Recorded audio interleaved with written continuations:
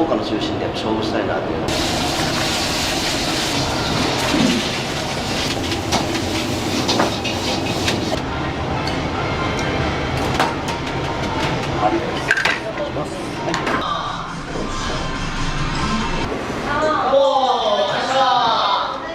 もう選択肢はここしかない。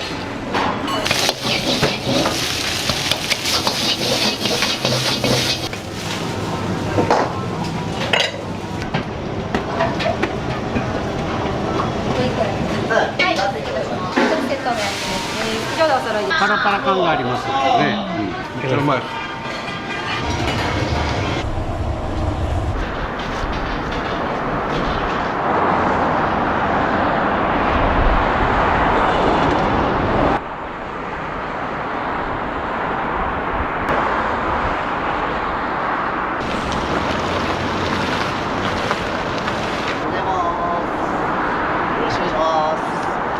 おはようございます。お願いします。お願いします。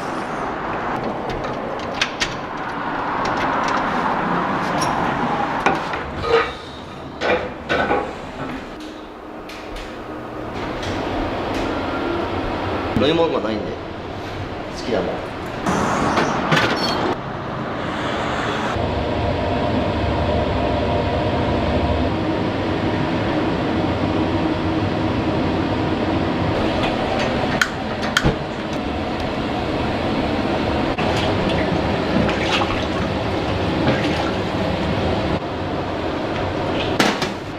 何用のお米ですか？白ご飯用ですね。これ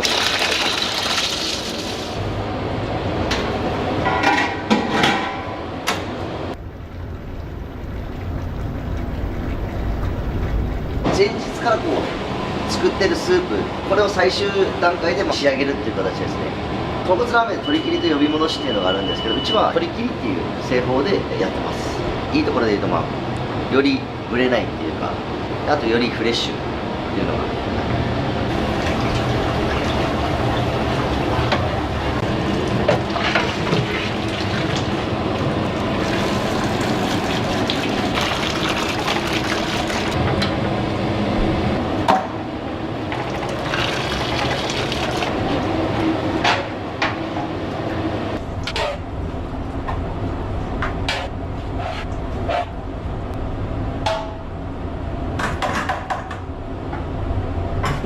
結構有名な方で。ありがたいです。できたら YouTube さん。はい。あ、どうなんだろうな。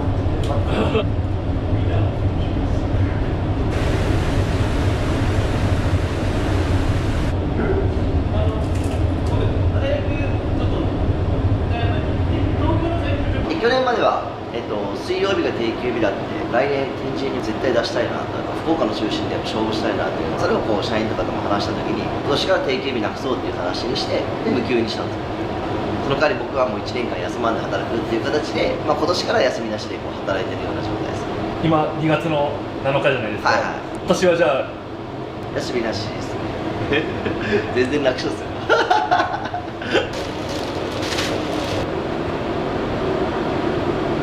うちは豚ももを使ってますね。切れ端とか無駄な肉とかが少し出たりするんで、そういったところをチャーシュー、焼き飯用に使ってます。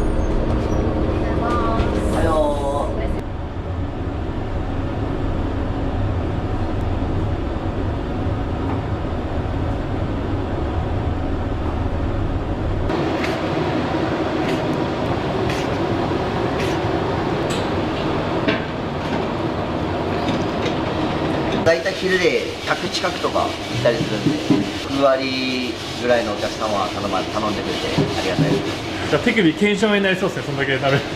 オープンして半年ぐらいですかねは僕しかできなかったんですけど、社員が2人いて、その2人ができるようになったんで、彼女が今日作ります。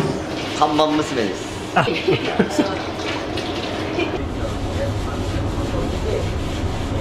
プを新しい。おはようございます。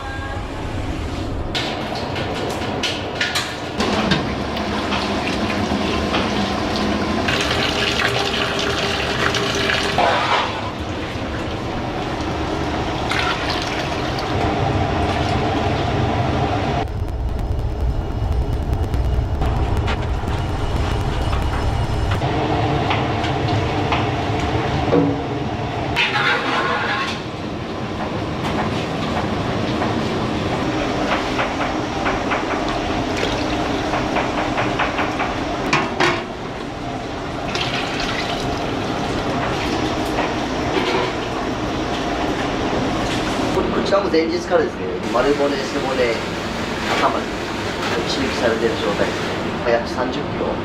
これは毎日。毎日ですね。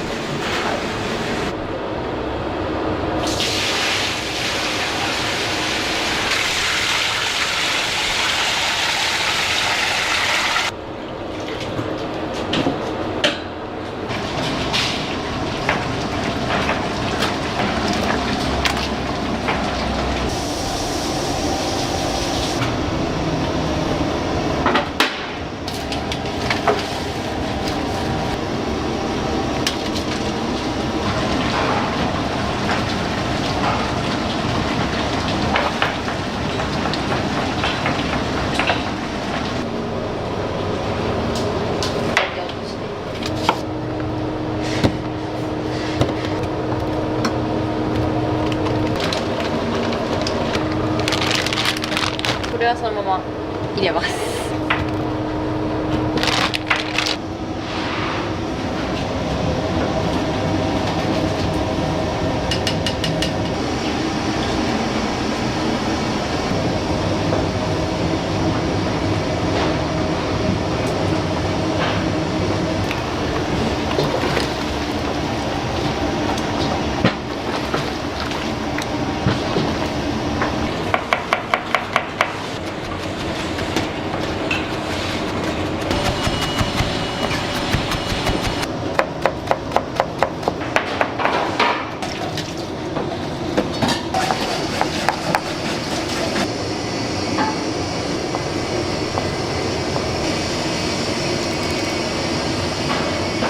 22でラーメン業界に入って博多の一校舎っていうところで12年ぐらいですかね。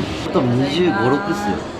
店長させていただいてる時ですね。中学くらいの時からずっと思ってて、将来は絶対社長になりたいっていうのはたまたまテレビで見て、あ、ラーメン屋って簡単そうやねみたいな、俺でもできるっちゃねぐらいの感覚で始めたのがラーメン屋でしたね。ほんと舐めてました。現実はもうほんと全く違って、いまだにわからないこともたくさんですし、スープのことを、焼き飯のこと、全てのことにおいてやっぱ奥が深いなって本当に思います。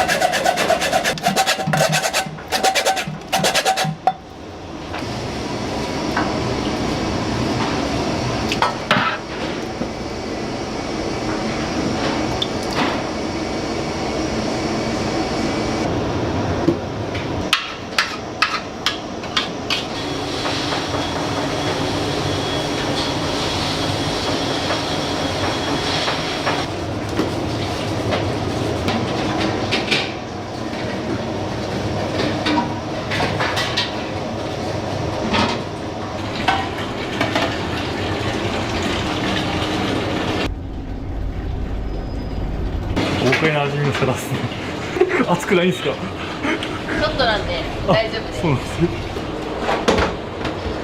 白ご飯がおにぎりで使う米を一旦揚げて、次に焼き飯用の米をすぐ炊くっていう。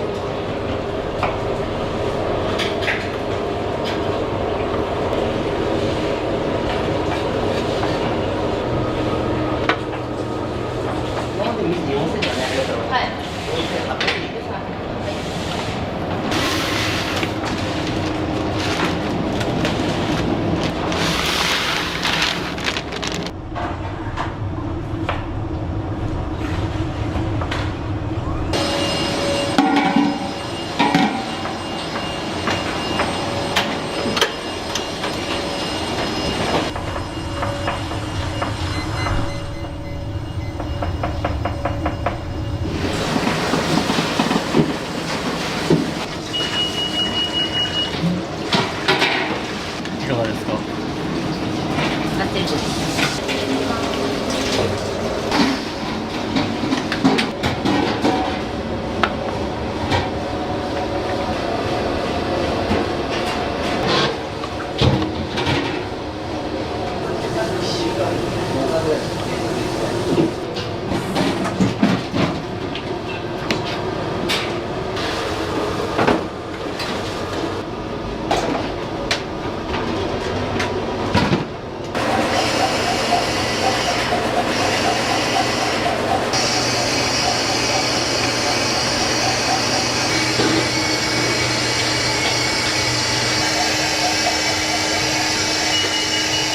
それ以上薄くても厚くても多分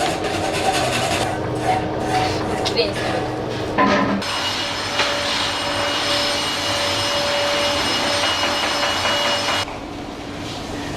なんか喋ろうかな思いつかなかった。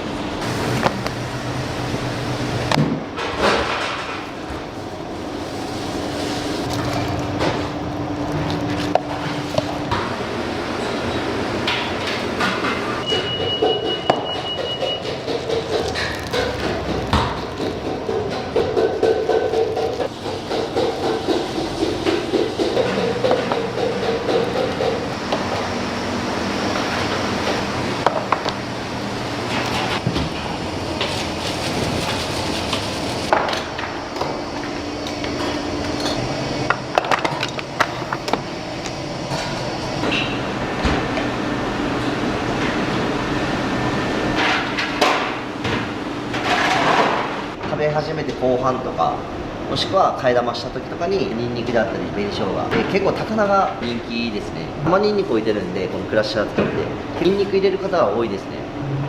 大将が仮に食べるんだったらどんな感じで食べますか？僕はもうほんと結構もうシンプルにもうそのまま食べて、替え玉した時にラーメンのタレとからしたかな。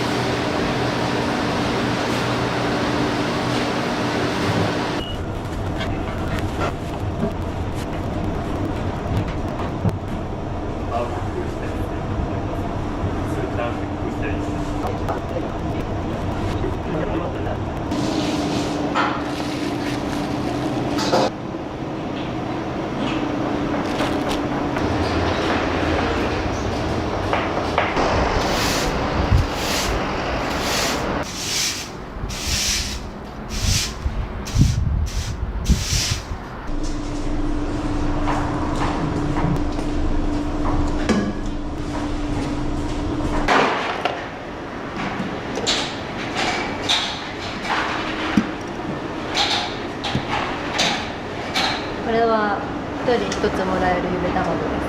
40個ぐらいですかね。先着40名ですか？ぐらいです。大体1時前ぐらいにはもうなくなっちゃいます。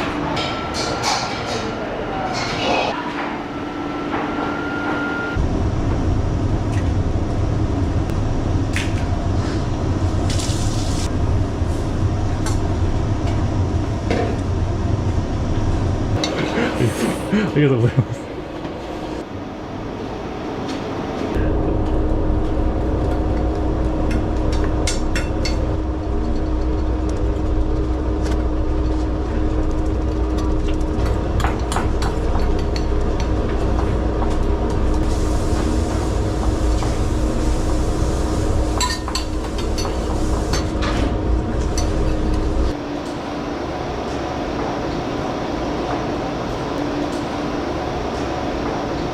食べてみていただいたら分かるんですけど、もちもち感もありながらしっかりこう噛み応えのあるパツパツ感っていうのがすごい麺と絡んでめちゃくちゃ美味しいと思います。名前の由来はどんな時も常にこう前向きに一歩一歩とにかく前進できるようにっていう意味で、一歩っていう名前を、かっこいいし。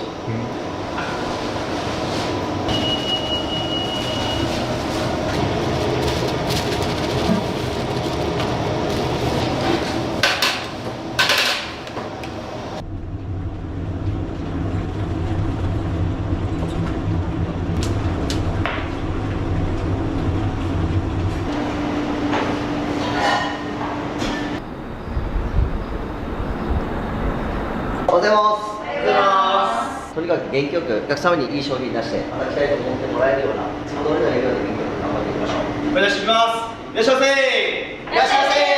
どうもありがとうございました。お願いします。お願いします。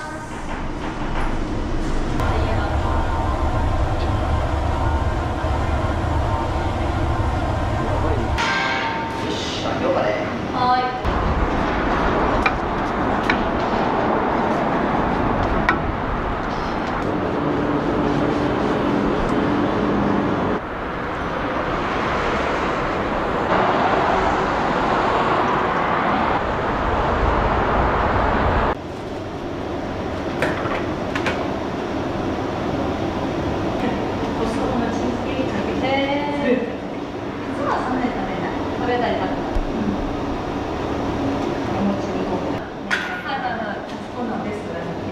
あそこ行ってみたい、テレビで見たけど、初めて行きました。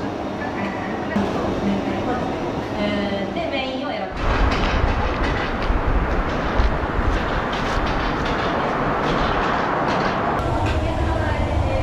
はい、いらっしゃいませ。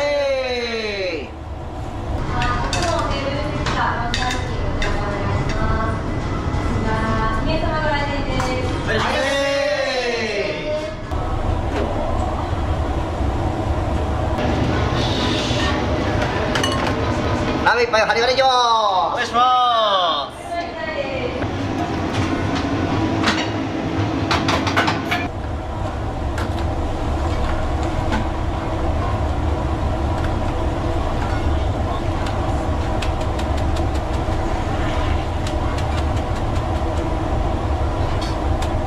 す。針金でよっ。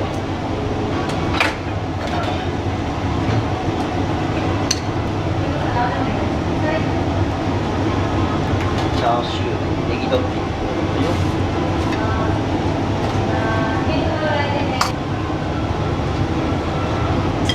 チャーシュー麺のネギトッピング、ありがとうございます。ラストです。失礼します。お待たせしました。お待たせです。お待たせします。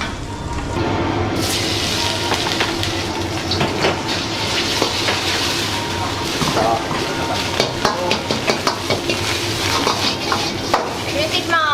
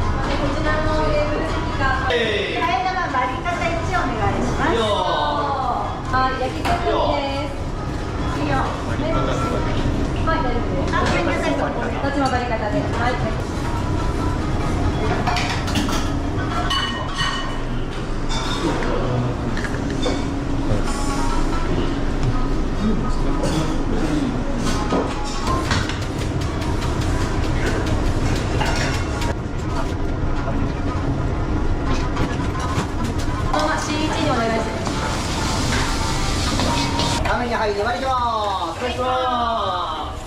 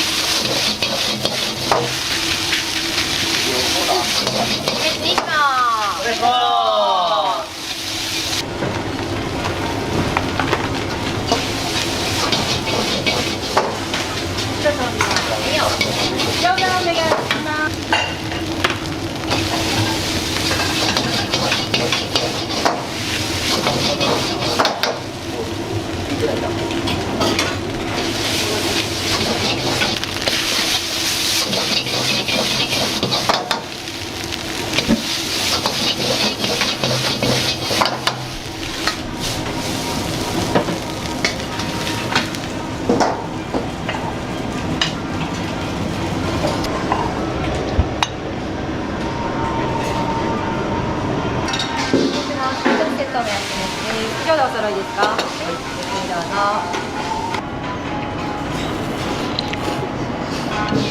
美味しいです。なんか最近できたばっかりで気になってたんですよ。あっさりするから美味しい。美味しいです。パラパラ感がありますね。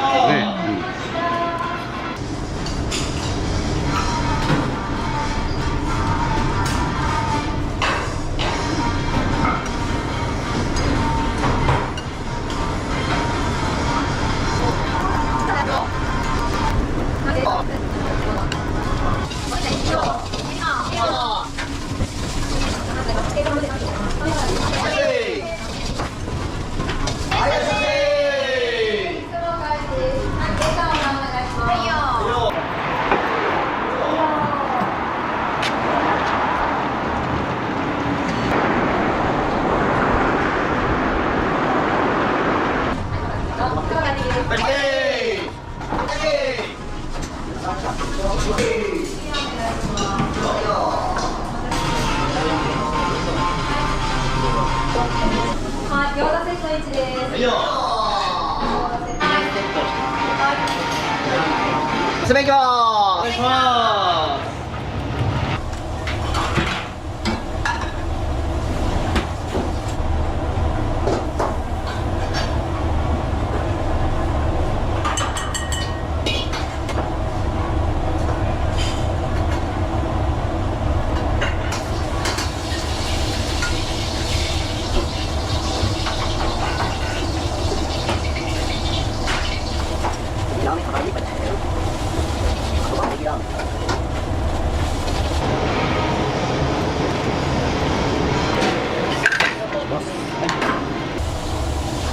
ラーメン一杯固めいきます。お願いします。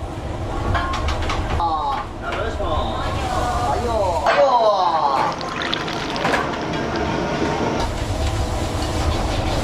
ラーメンです。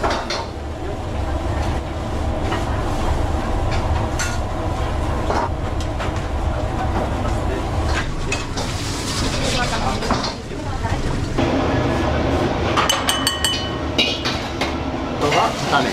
よ。これラーメン。よ。ラーメン一杯割り方いきます。お願いします。C さん。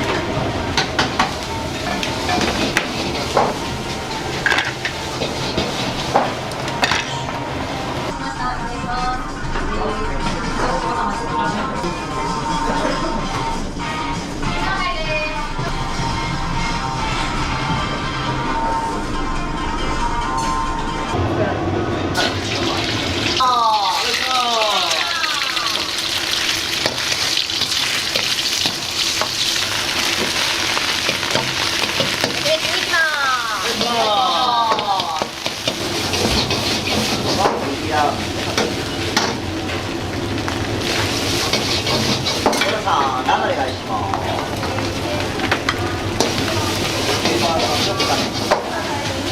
はい、いらっしゃいませ。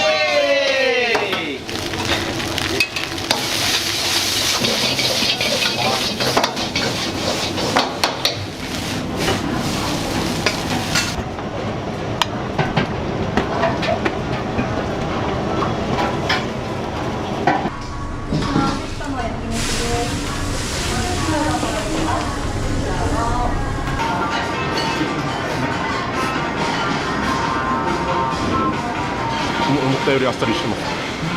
途中休みです。この後散髪行ってきます。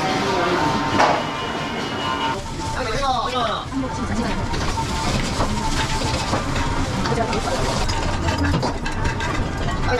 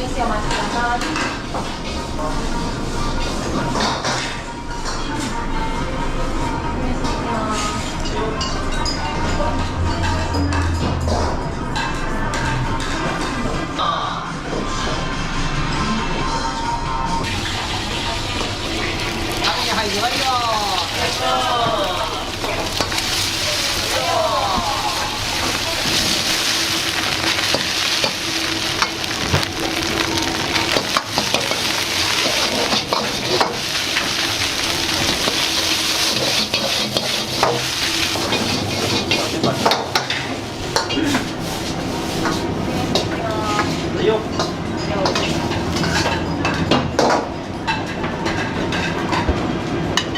鍋いっぱい固めよう。お願いします。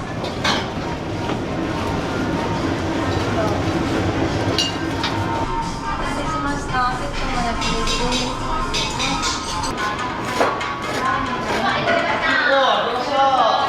お味はいかがですか？いや、めちゃめちゃ美味しいです。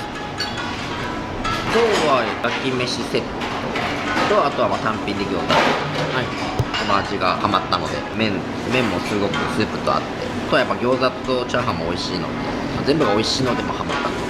もう選択肢はここしかないですね。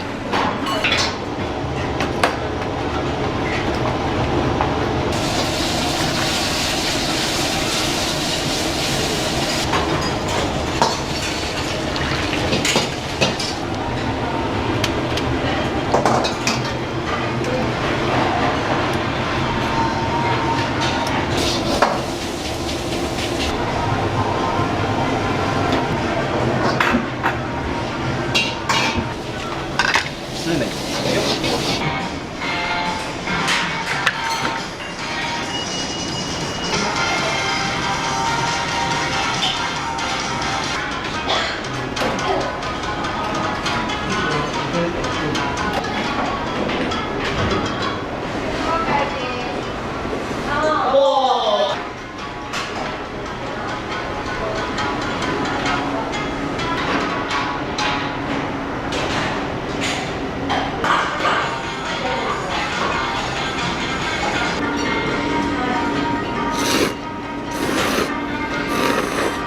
はい、お願いします。はいよです。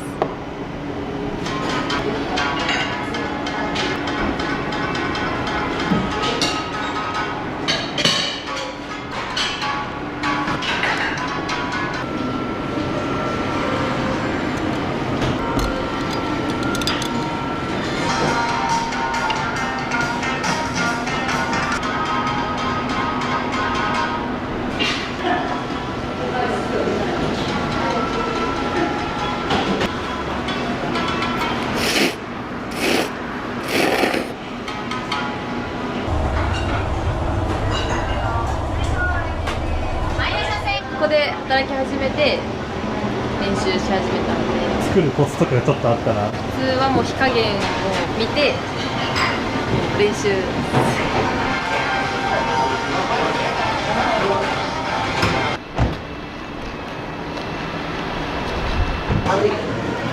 はい、3で。はい、いらっしゃいませ。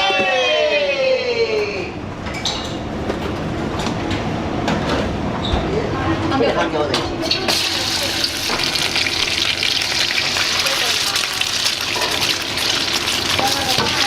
いよ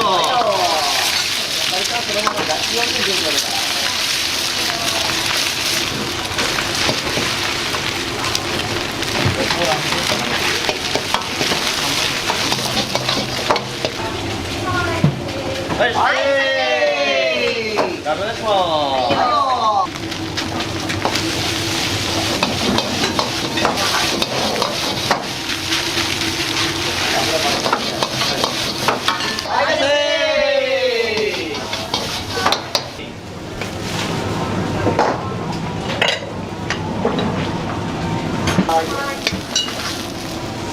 はい、少々お待ちください。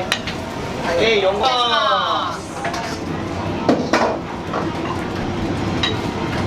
さあ、オーダーまだです。はいよ。じゃあセットですよ。ラーメンに入ります。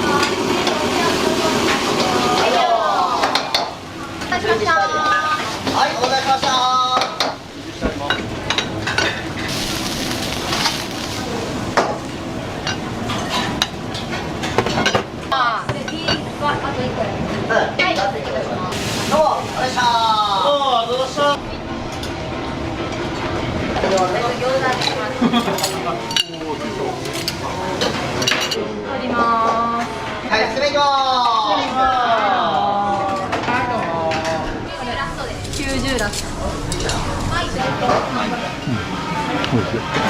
とっても美味しいです。ランチセット頼みました。ここ初めてです。初めて。はい、いいですね。美味しいですし、広いです。パラパラでうまいです。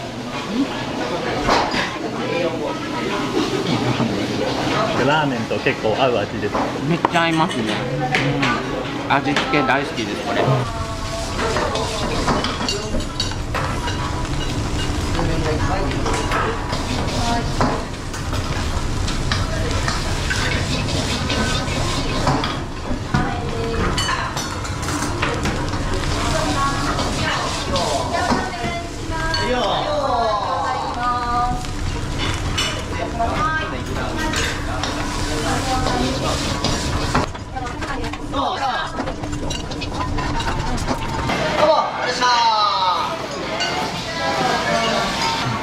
美味しいです。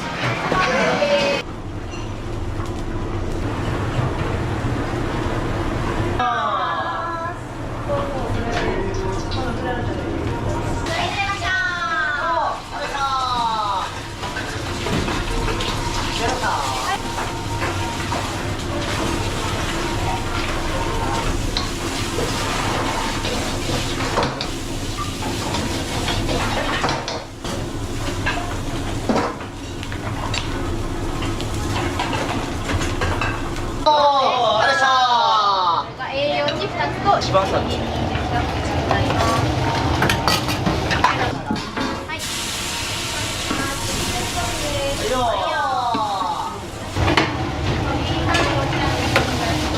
いよ餃子お願いします。はいよはいよ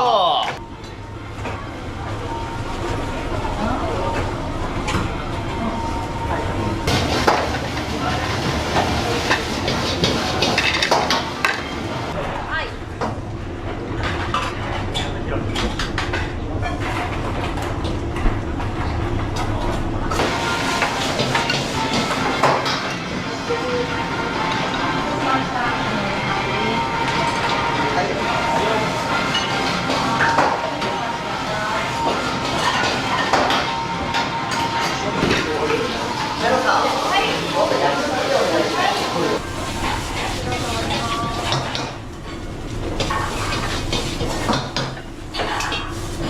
大体この時間にはもう空になるんですか？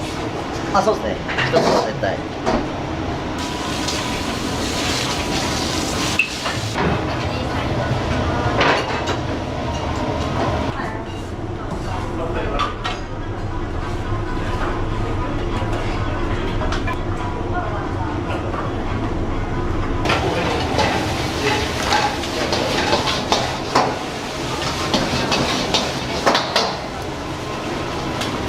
上野さん。です。どうもー、ありがとうございました。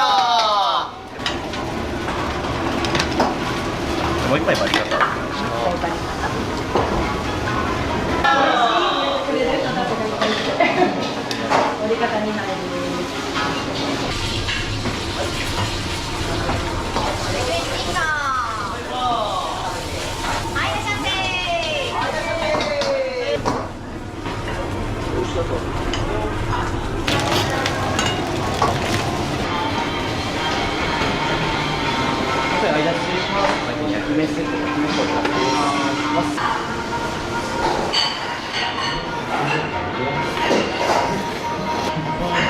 めっちゃうまいです。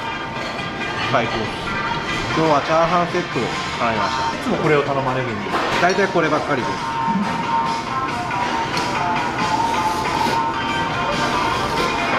うまっ。相変わらず美味しいです。合ってます。美味しいです。皆さんお仕事ですか？そうです。来る方におすすめするんですか？もちろんラーメンで。ラーメンおすすめします。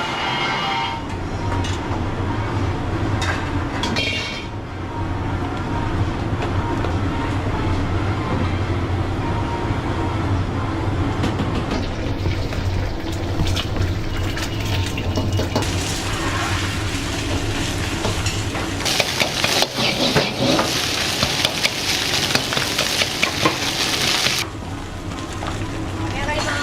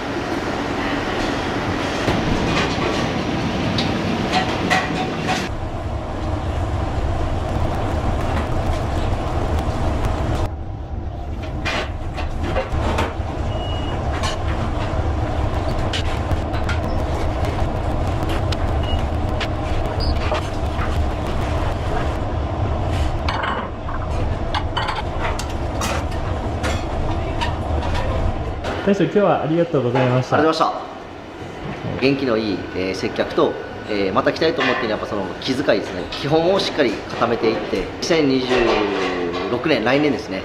来年、福岡の中心である、天神博多で、勝負をしたいなと思っているので、しっかり基礎固めをして頑張っていこうと思ってます。オープンして1年、本当にたくさんのお客さんに来ていただいて感謝の気持ちでいっぱいです。それに応えれるようにですね、とにかくラーメン作りに真摯に、もっともっと満足して喜んでいただけるように精一杯頑張っていきたいと思います。ありがとうございます。先に、はい。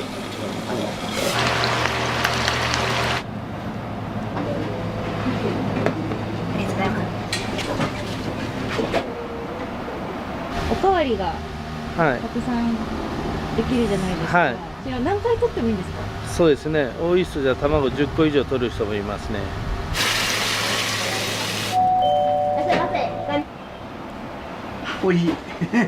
最高。もうお腹いっぱいです。満足です。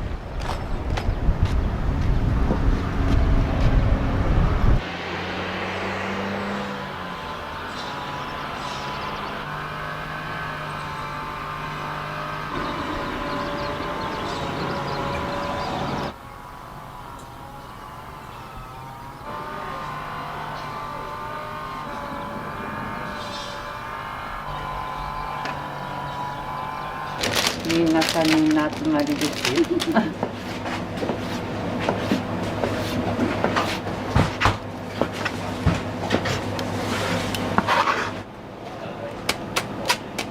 違います。その時にあるやつでやるので。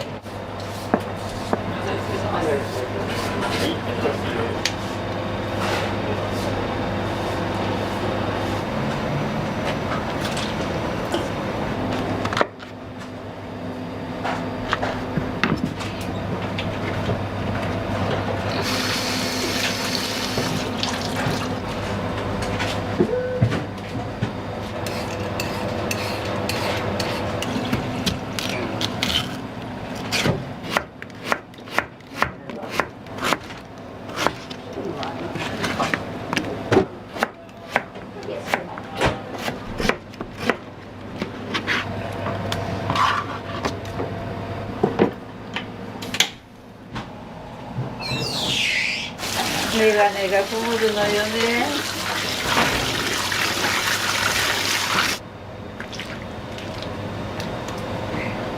ご飯と味噌汁おかわり汁なんで、お客さん多い時はくれくらい気に出ますね、その日のうちに。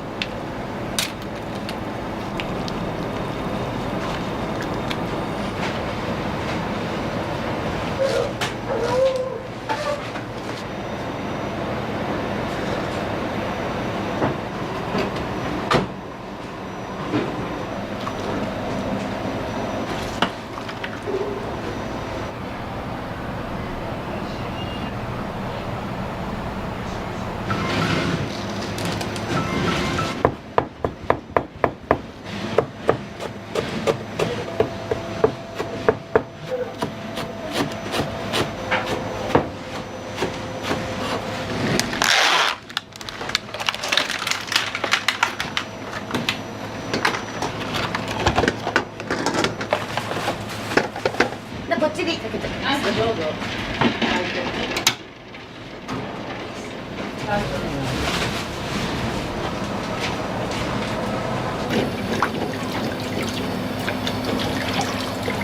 これサラダ用の幸せにつけるやつね。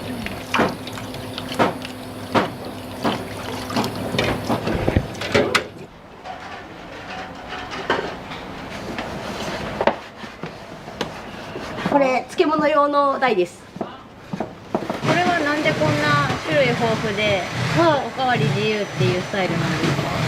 なんかいっぱい多分食べてもらいたいってオーナーが言ってました。卵も食べ放題だし、漬物も結構豊富にしてらしいです。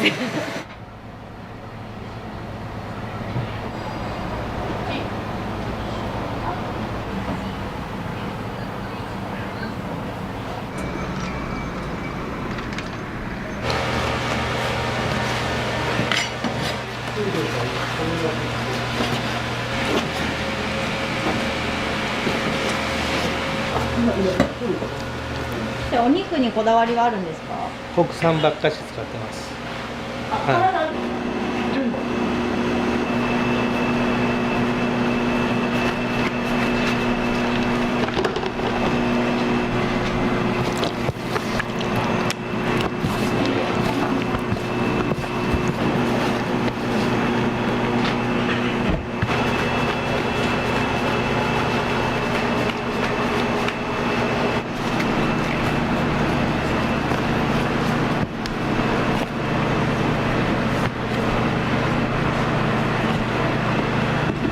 これももです。さっきのは胸で、こっちがももです。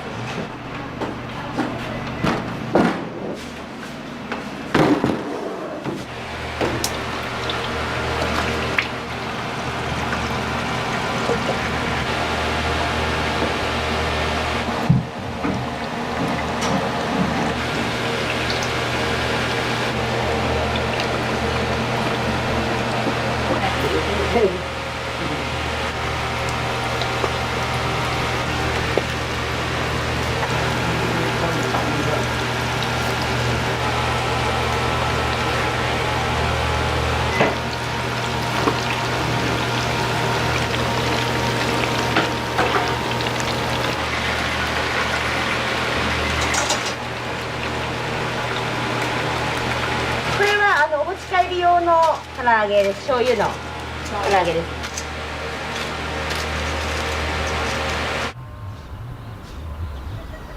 丸一唐揚げはもう8年前です。で、肉丸が2年前の1月にオープンしました。なんで定食屋さんをしようと思ったんですか？そもそもちょっと借りてて何も使ってなかったんで、遊びで作り始めました。全部中の内装は全部手作りです。おかわりがはい、たくさんできるじゃないですか。はい、お漬物と味噌汁とご飯と生卵です。儲けは全くないですね。はい。じゃあ何回取ってもいいんですか？そうですね。多い人じゃ卵10個以上取る人もいますね。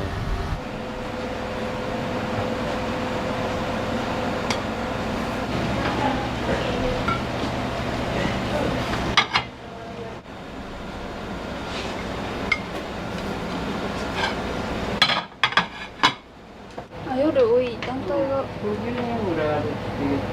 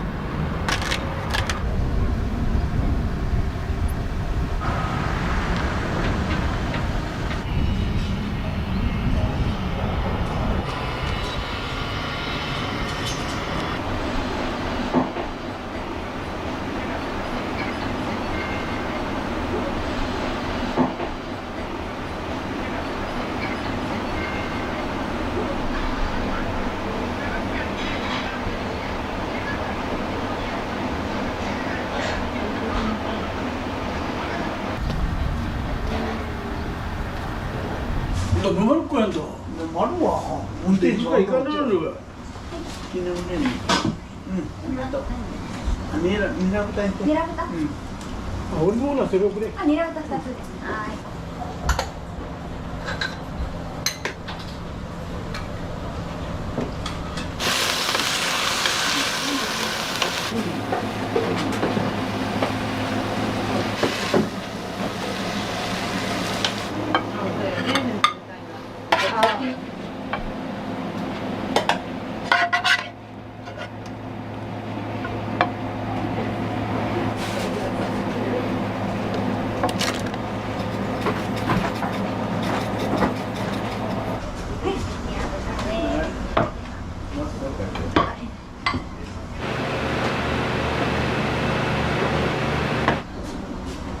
ありがとう。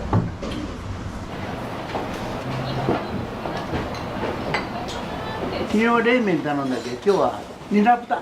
ニラ豚？おすすめのメニューとかあったりしますか？チキンステーキ。美味しい。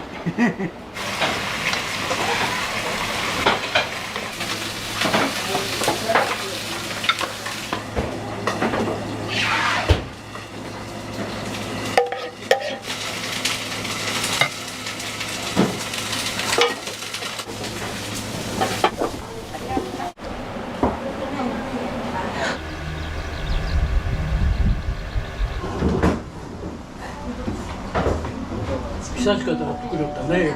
唐揚げとお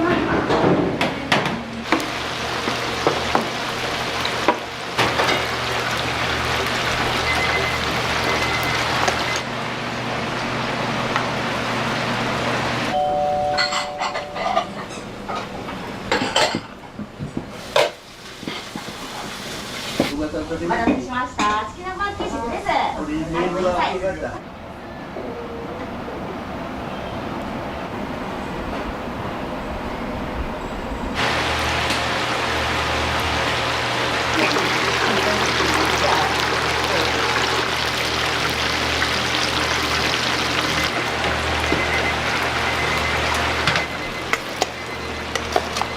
これ持ってってもらっていいですか？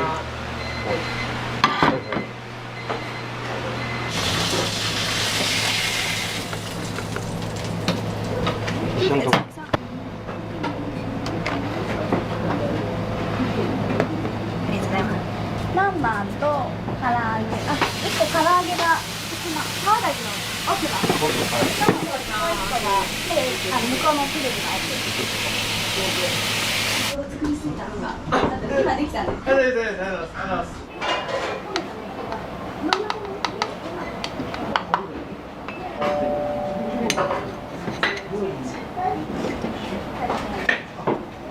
お兄さんよく来られるんですか？週1ぐらいですか。美味しいんでいつも来てますね。はい。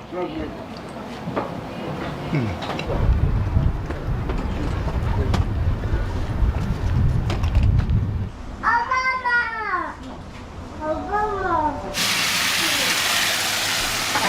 唐揚げ1個、OKです。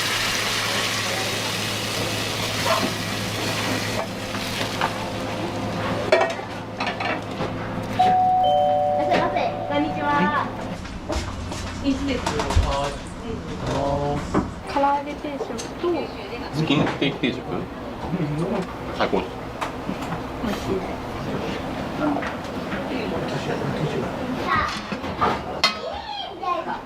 今できたね。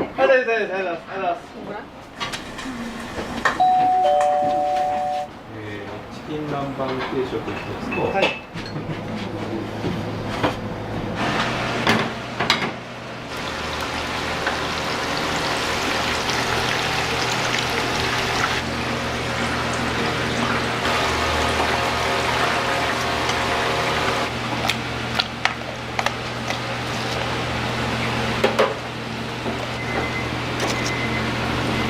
聞いてみて。この味噌汁もうまい。お店の方。いいの。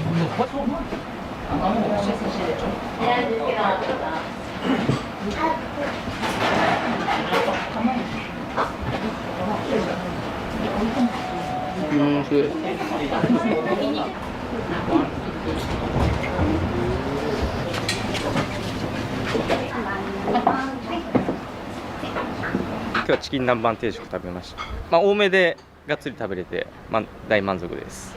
チキン南蛮が美味しそうだったんで、ちょっとそれを食べたくて来させてもらいました。はい。ありがとうございます。で、これが先に、はい。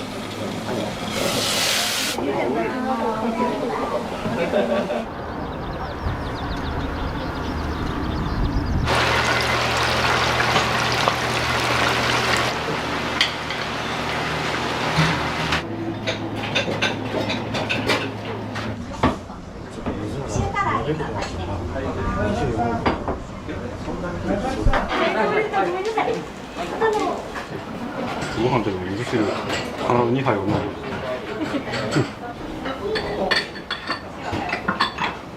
これ塩唐揚げ定食です。いつも通り美味しいです。いつも通り。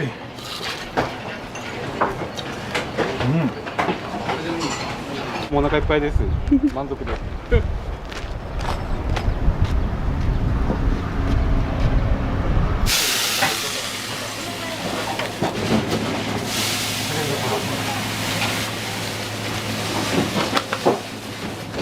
チキンステーキください。100円になります。1100円です。お腹の奥です。はい。はい、塩唐揚げ、はい。300g です。はい。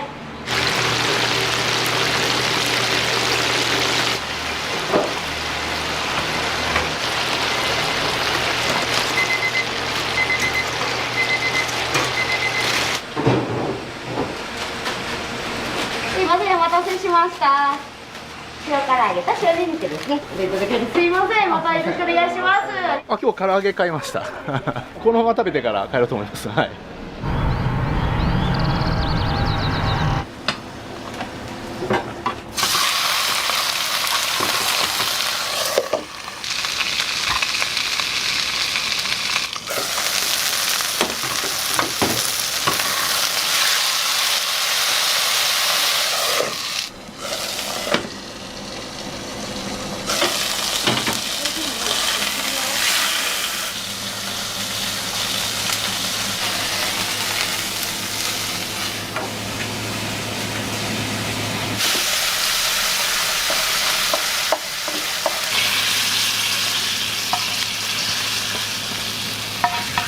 はい。チ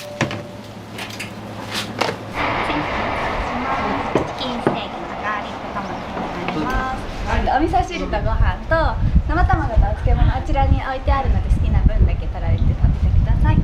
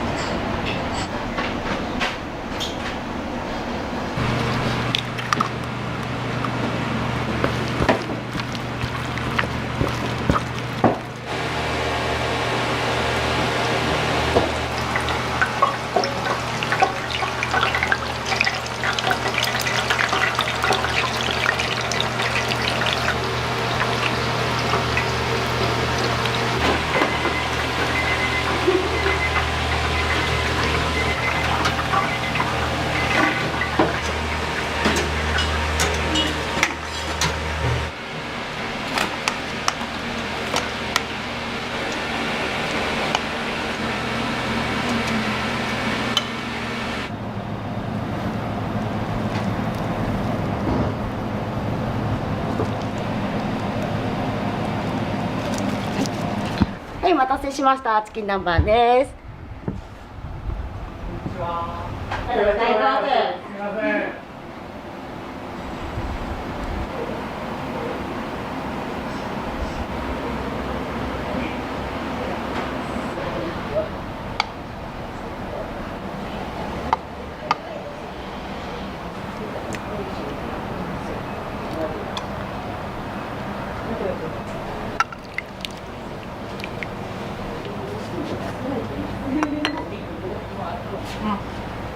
うまい。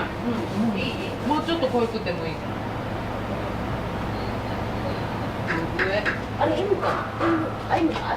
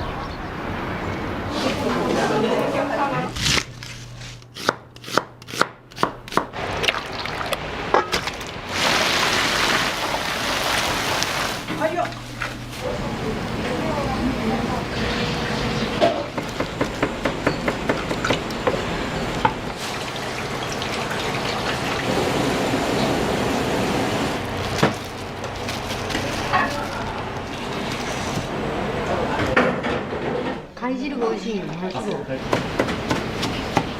手ではない半日かけて作るという国産豚の肩ロースです。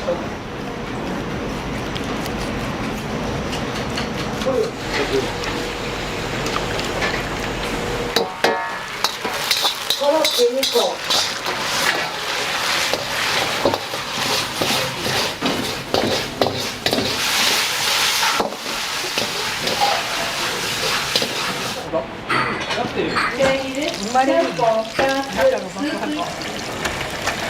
あ、そうです。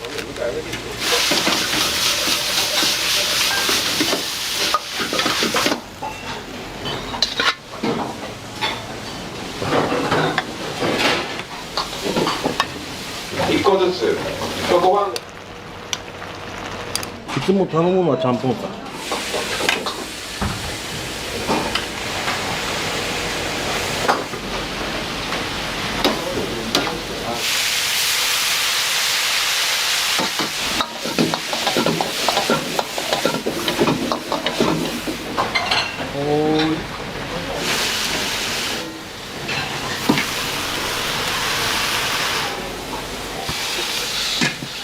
九州で一番美味しいやねん、ちゃんぽん。下に寄ってでも来る。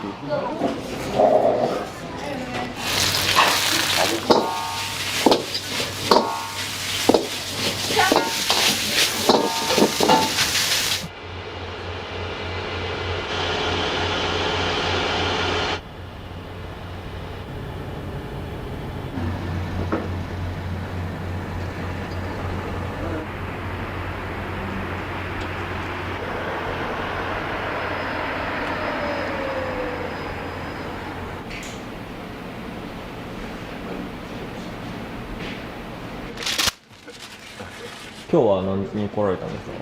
今日ですか、5時。毎日ですか？毎日4時50分から5時15分ぐらいの間に来ます。結構あるんですよ、なんかいろいろ仕事が。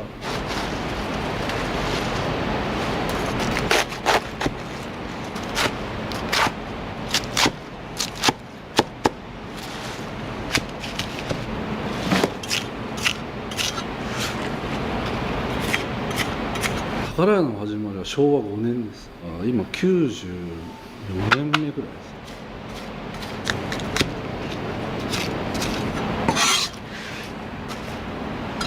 す。最初はですね、200メートルか300メートル離れたところの乗り合い自動車、そこでうどん屋さんを始めたのが最初って聞きましたけどね。昭和9年ぐらいに福岡から大分に来る京大線が開通した時に、そこに日田駅ができたんで、この近くに移転してきたっていう話を聞きましたけどね。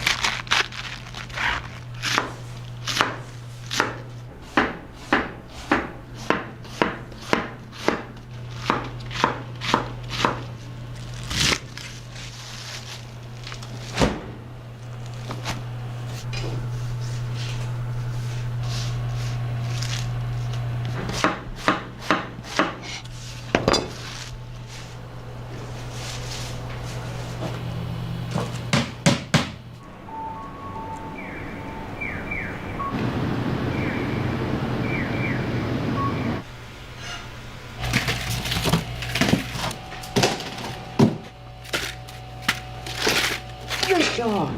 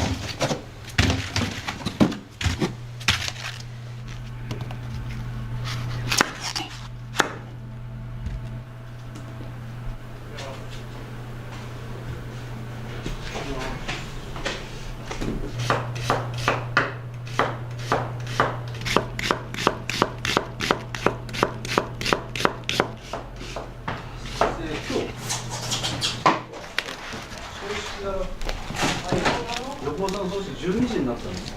それ今日迷ったらもう帰ろうと。これしてくれたんです。うん。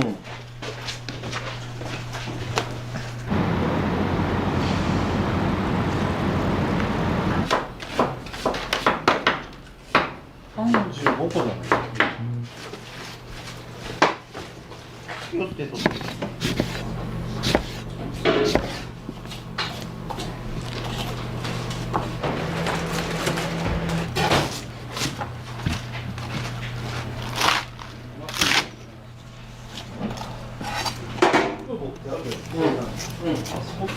小さな9やった。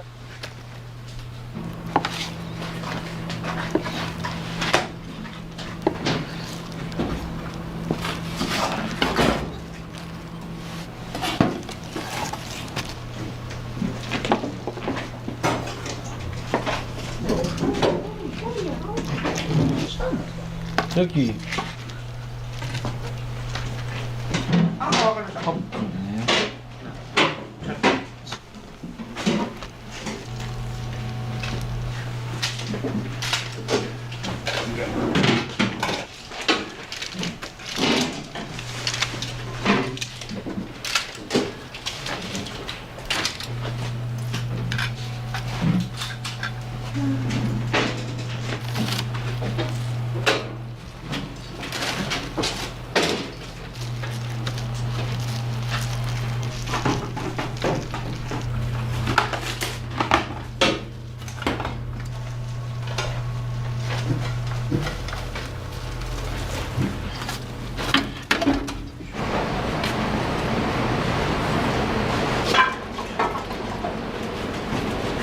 この弁当、これ特殊な弁当ね。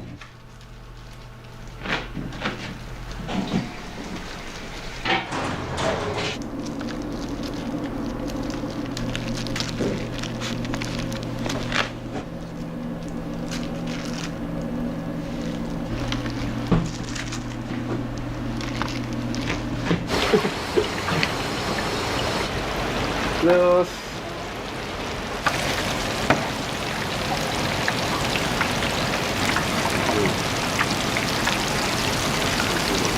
今日の弁当35時。これ。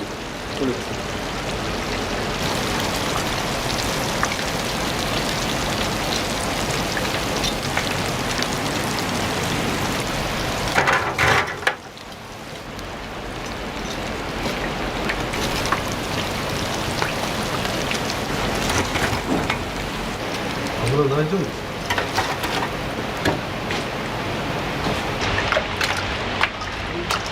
大丈夫です。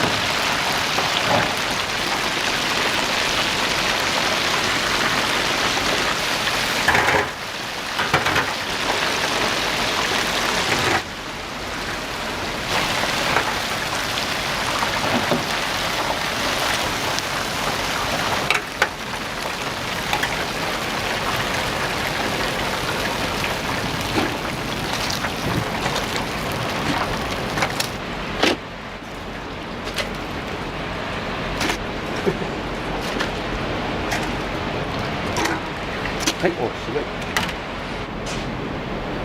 扉を開けてください。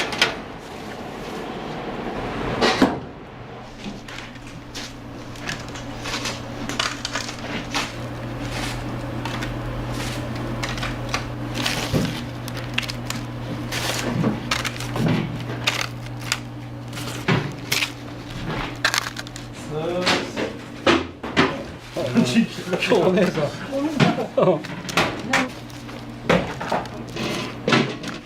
今日と明日で相当切らないと。本当言うたらね。キャベツやった。キャベツはあのぐらいだから15分ぐらい。悪かったんです。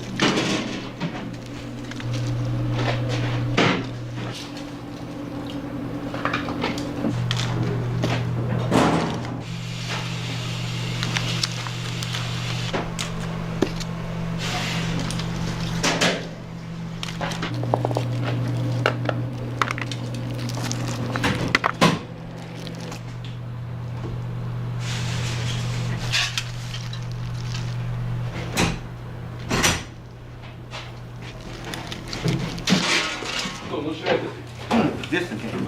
これは人間の同じ。明日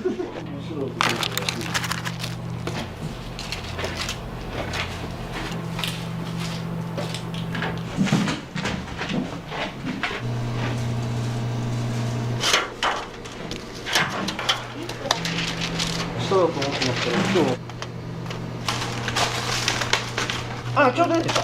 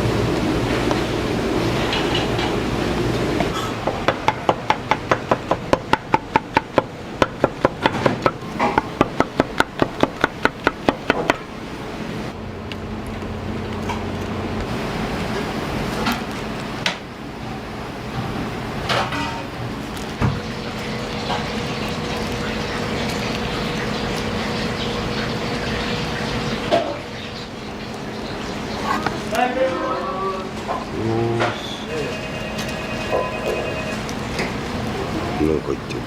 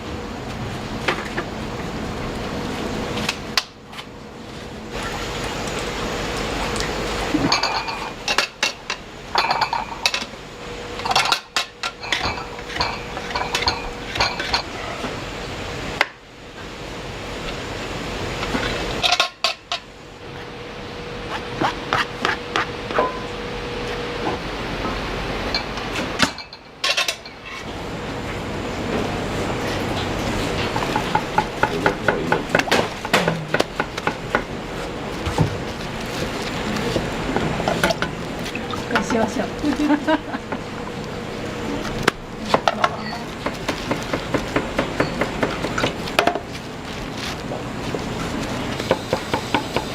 次から人が来てくるっていうのもあるんだよね。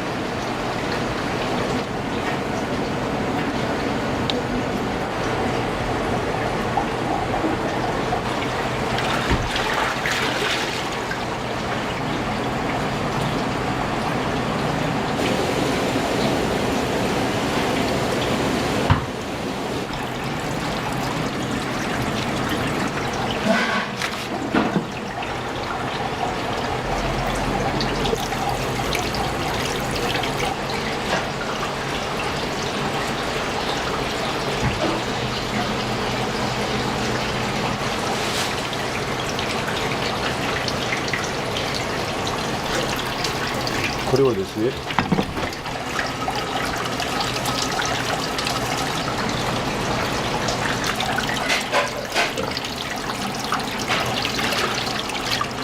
こんな感じ。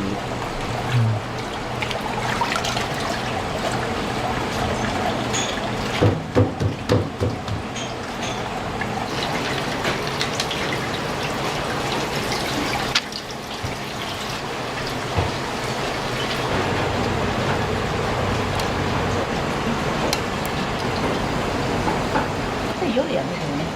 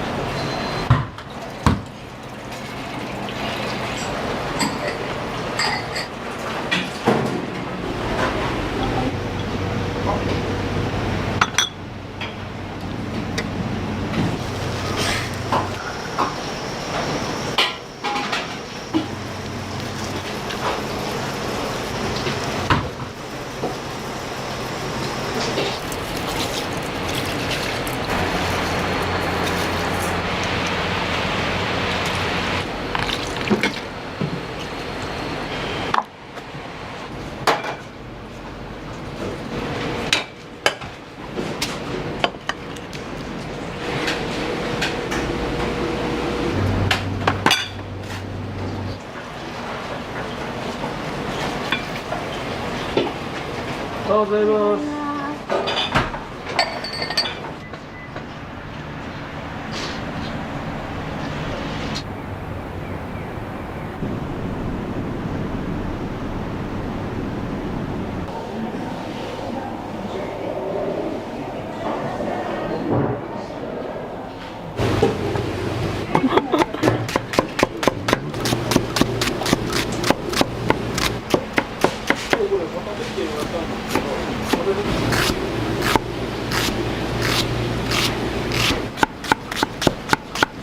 料理人の人が見たらびっくりするから下手くそっちゅうて家族連れは来れるしね、子供いるから。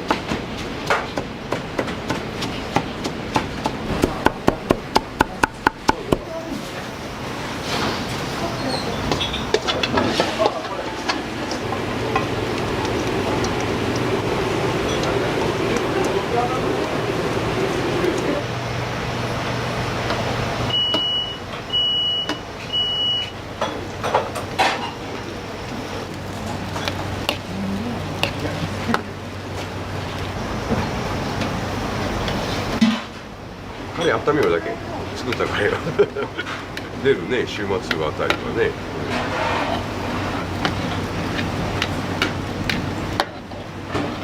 何が冷凍手ではない、半日かけて作るっていう。いいかな、俺。玉ねぎが溶けてしまうね。80人前ぐらい作る1回に。だから肉しか残ってない。玉ねぎ溶けてしまう。肉の味が。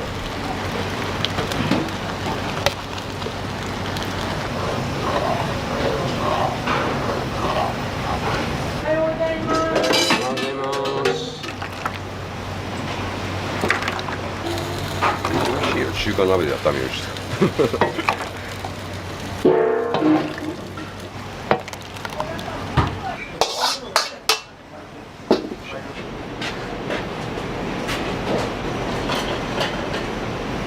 三豚の肩ロースです。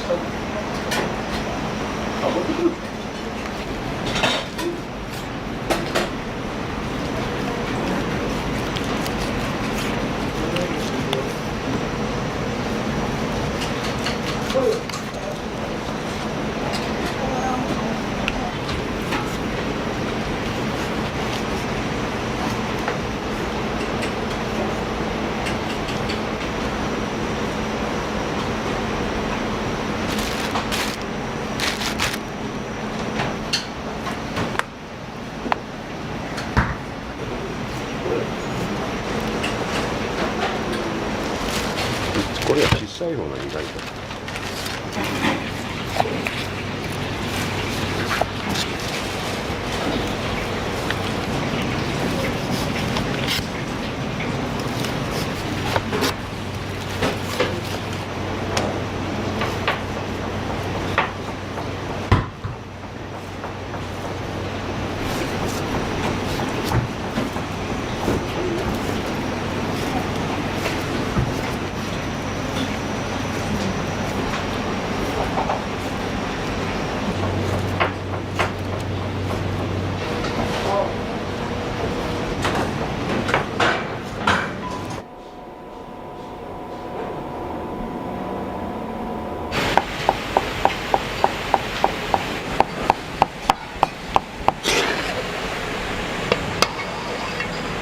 ちゃんぽん用のかまぼこです。そうです。昔はね、板を使いたいけどね、これの方に。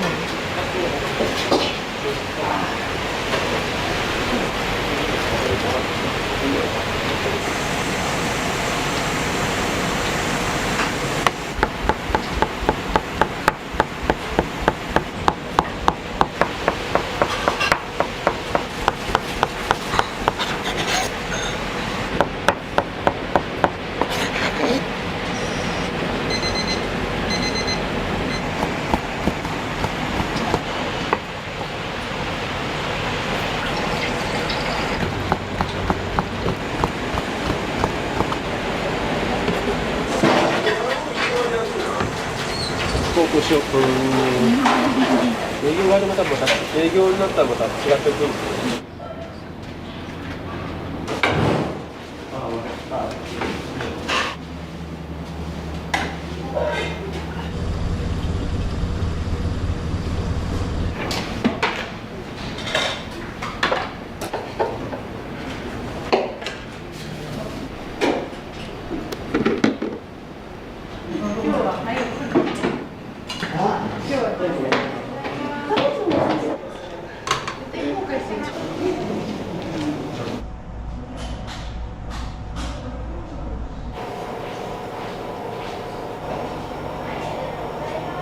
はい、いいです。どうぞ。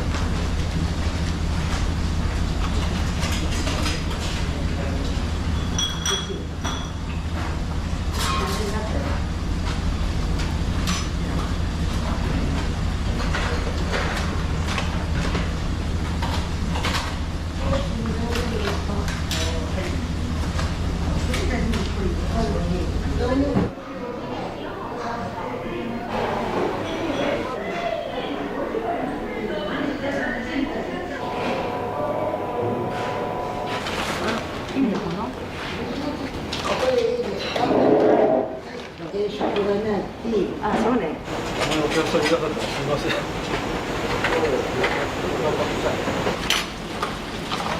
肉うどん1つ、唐揚げ定食1つ、酢豚1つ、一緒にご飯の小1つ。めったにないです。自分ちゃんぽんじゃなくて幸先いいかもしれないです。ちゃんぽんが多いんですか？間違いない。切れても間違いない。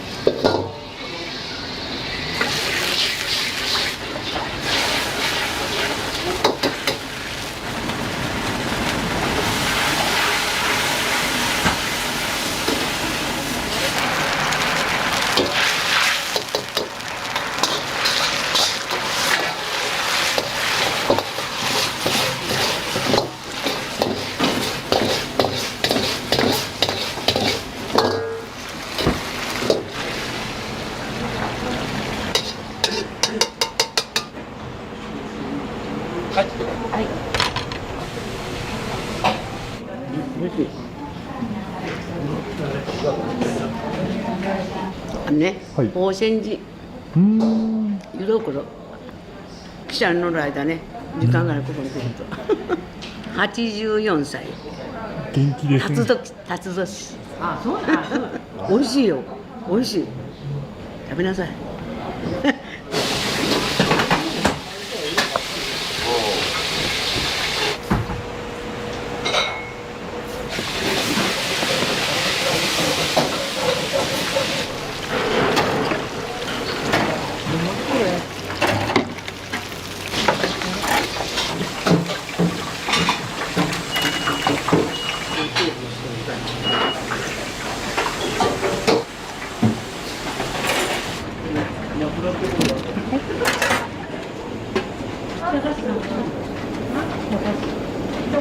食べきらん。ほら、この人ってください。食べきらんわ、これ。すごいね。すごいね。私こんなん食べきらんわ。おい。もうおいかった。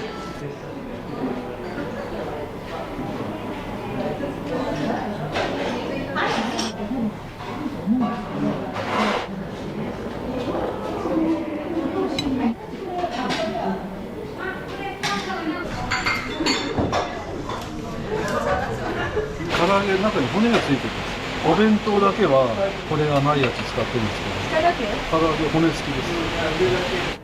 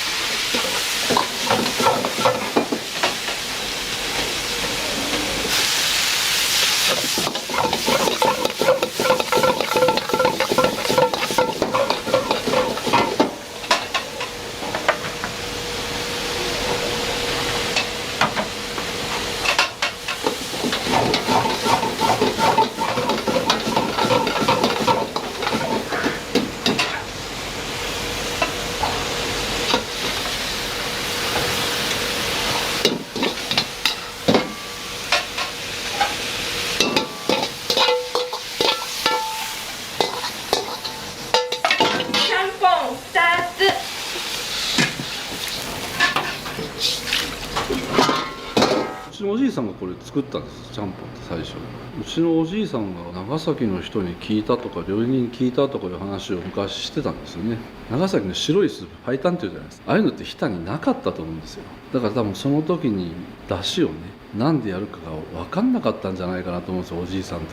それでこの辺にある出汁で作って、で長崎ちゃんぽん煮ますよね。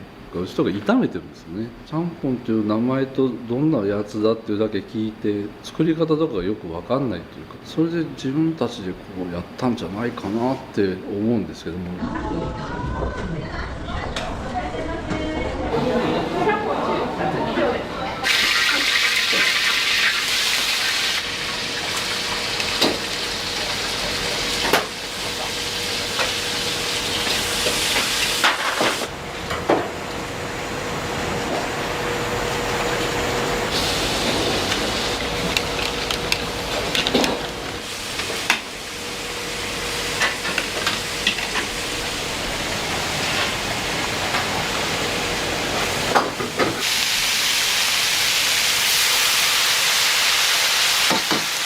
秘伝っていうか教えてないし誰にも。最後にかける仕上げのタレで魚介鶏ガラいろいろ混ぜて、昔からちゃんぽんだけにこれを入れるんです。他のには入れないです。何に入れない。父親の代からやってるんですよね。なんでか知らない。甘いような醤油のような。うちのちゃんぽんちょっと甘めって言われるんですよね。下に落ちるじゃないですか。野菜の甘みとかと一緒に。それでなんかちょうどいい具合になってるんじゃないかなと思いますね。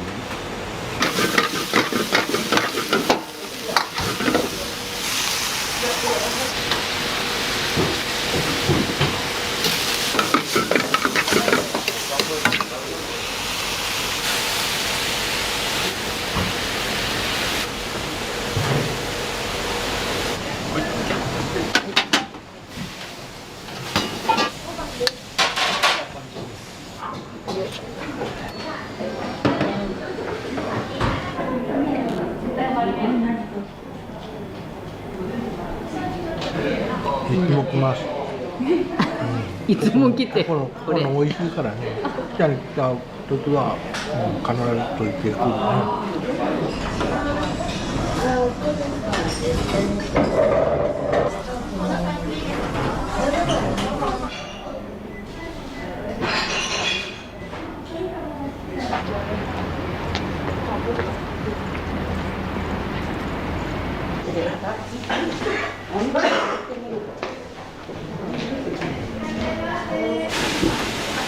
ちゃんぽんセットで2つ、コロッケ2個。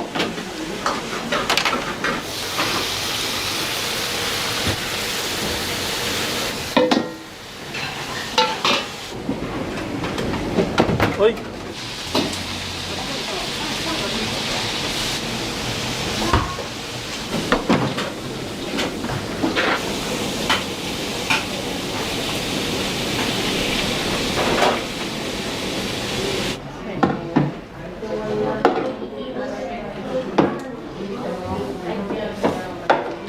中華やめた方がいいよ。お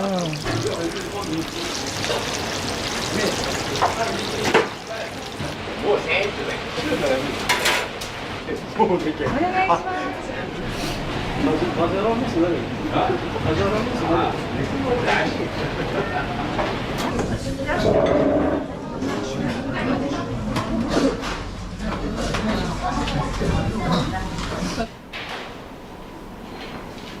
手作りですね、これは。55個ぐらいしかできないんじゃないかな、1日。一生懸命やってる。だから夕方ぐらいに売り切れてることが多い。だって紙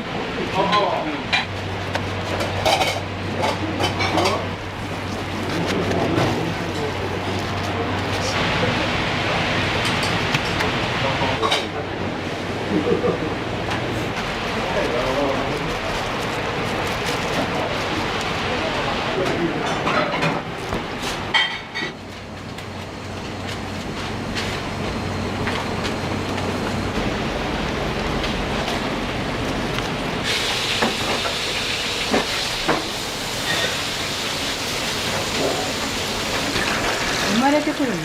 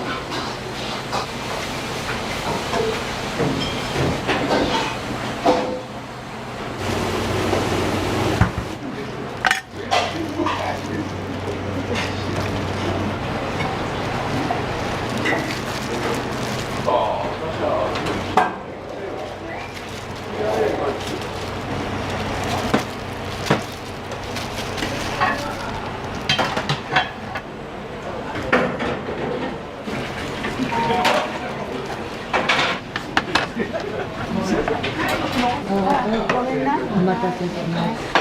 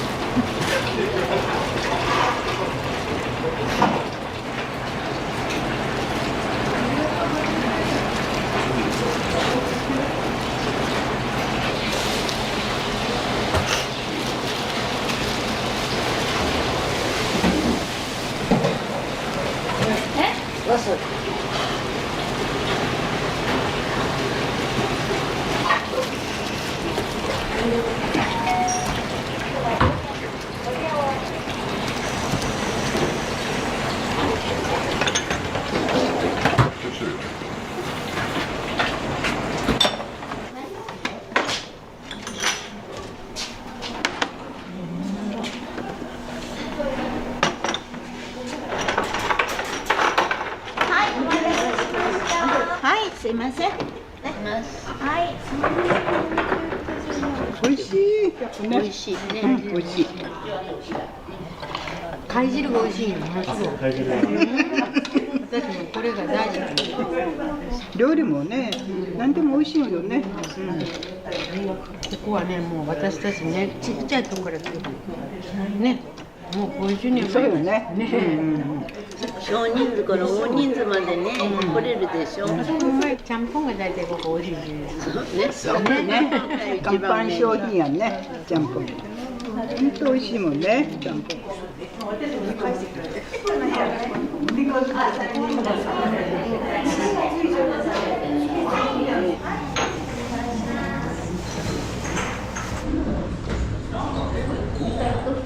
ちゃんぽんにする。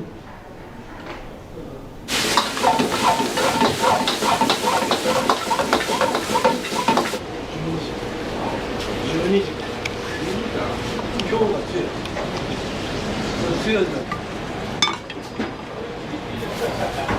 あれにしちゃいけない。あれなんですよ、こうなんですよ。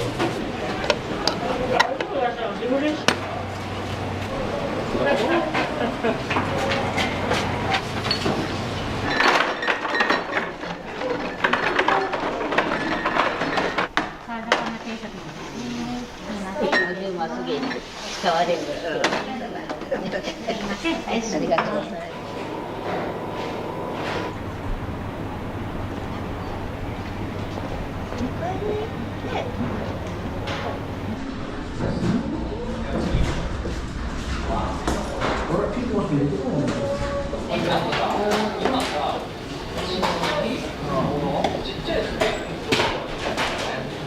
ちゃんぽん用の方ですか。大盛りちゃんぽん用。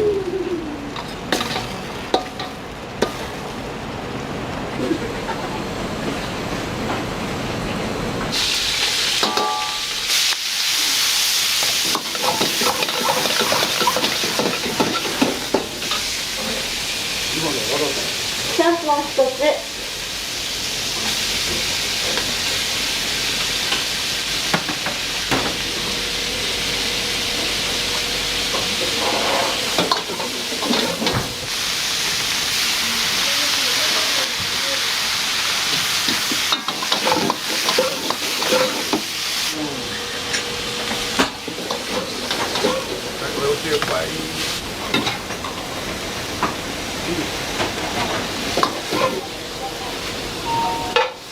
和定食2つ。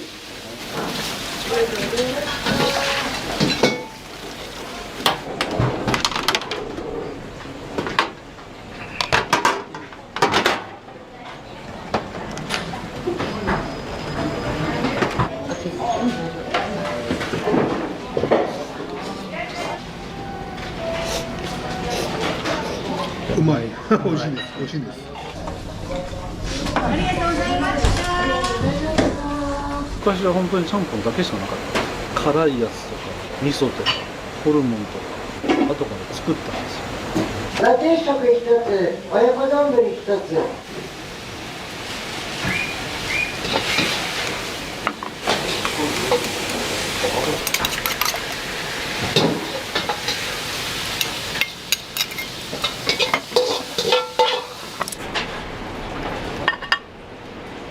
ちゃんぽん小、野菜大盛り一つ、味噌ちゃんぽん小。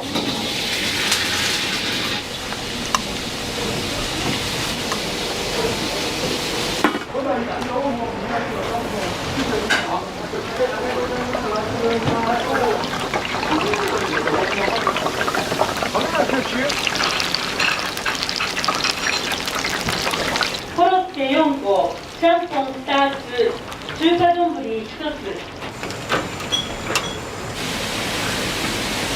こ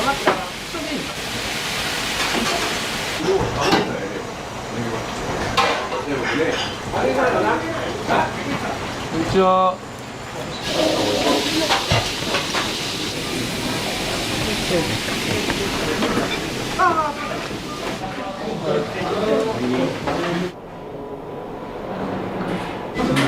最高です。注文してね。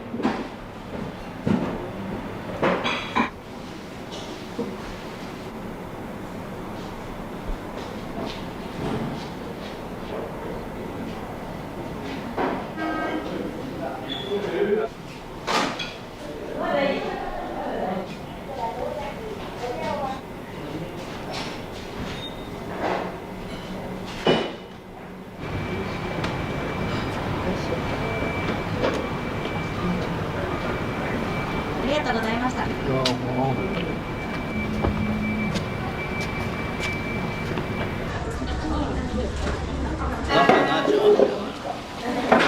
味噌、洋野菜大盛り。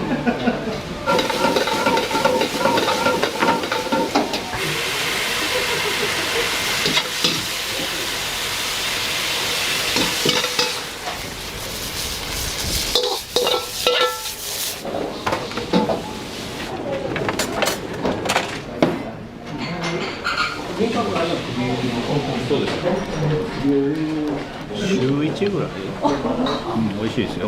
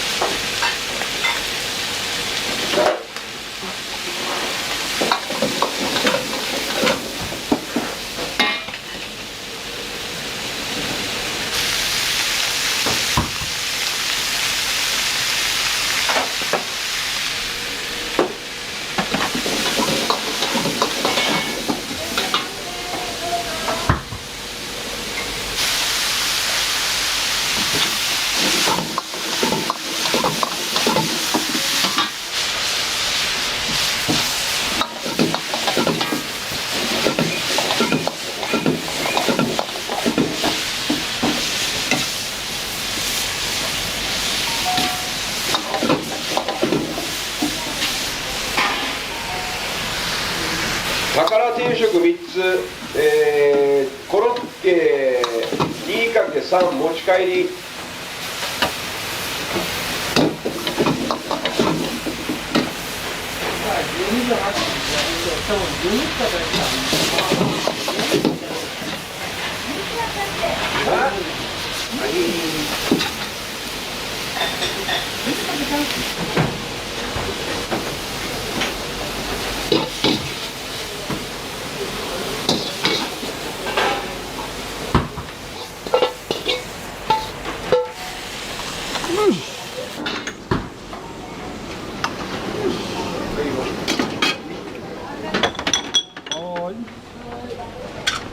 小1個7番です。はい。ありがとうございました。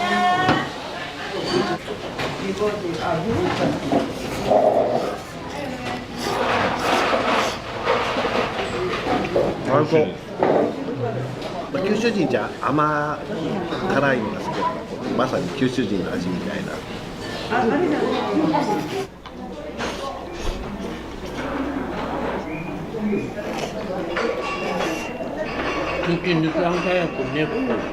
コロッケ4個、ちゃんぽん2つ、中華丼1つ。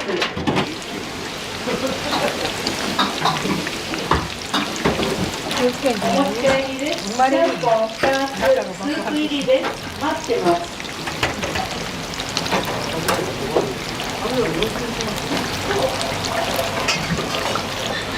あ、そうです。一つ、そうそうそう一つ。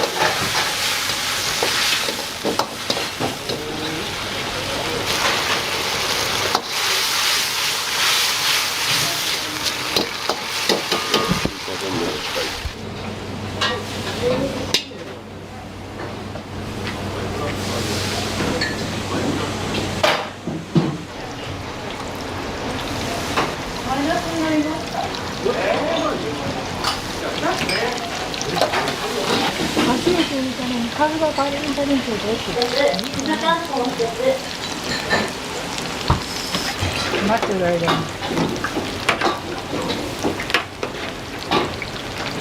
温度も。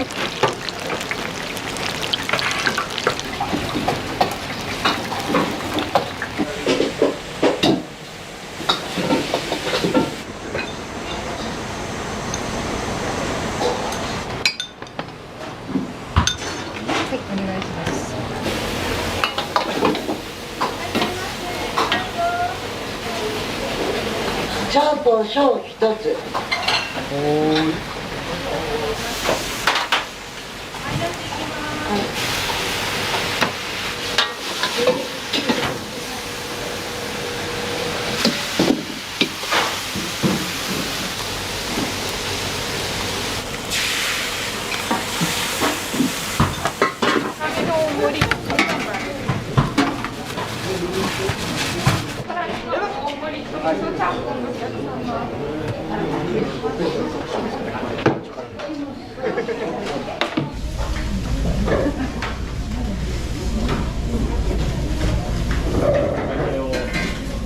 辛味噌が入ってる。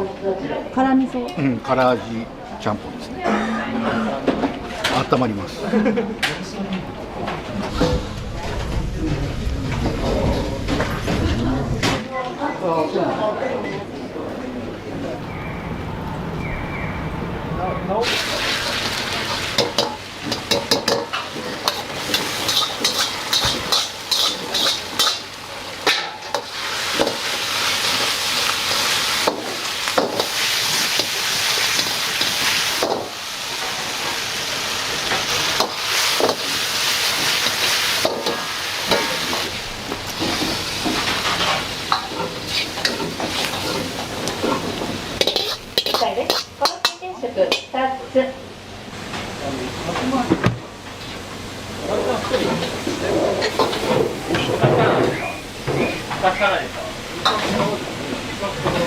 ちゃんぽん1つ、ちゃんぽん。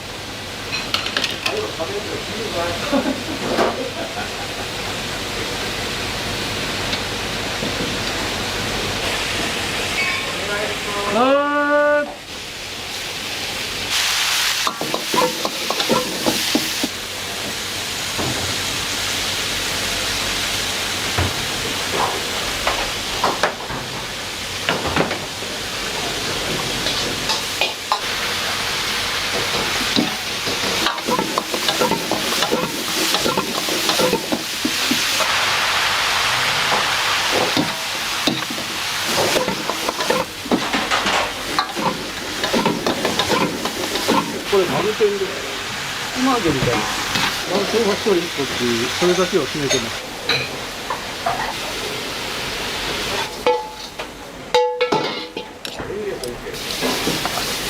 生姜10番。生姜10番。じゃあこれ4番に行ってもらっていいですか。はい、お願いします。ちゃんぽんセット。ちゃんぽんセット。お決まりさ。いや何でも美味しいけどね。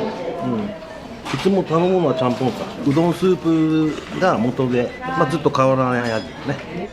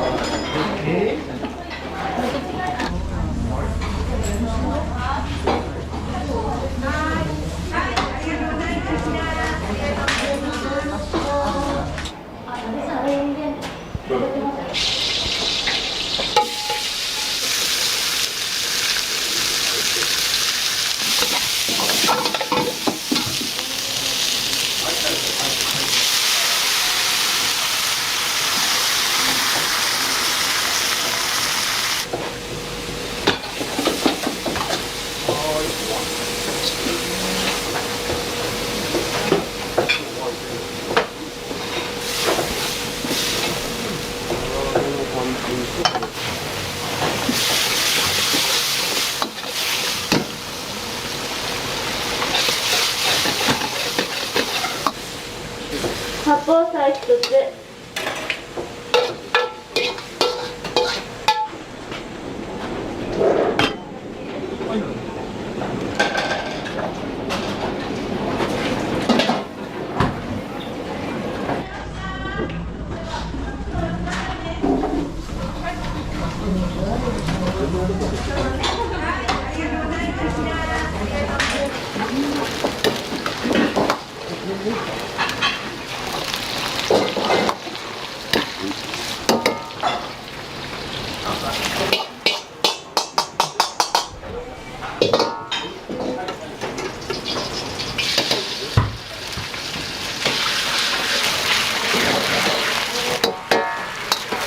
コロッケ2個、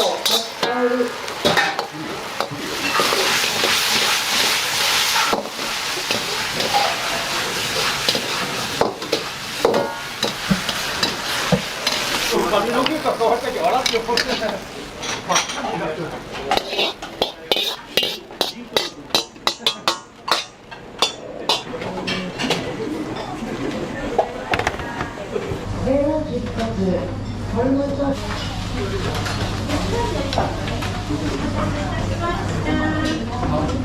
3個の大盛り1つ、川魚1つ。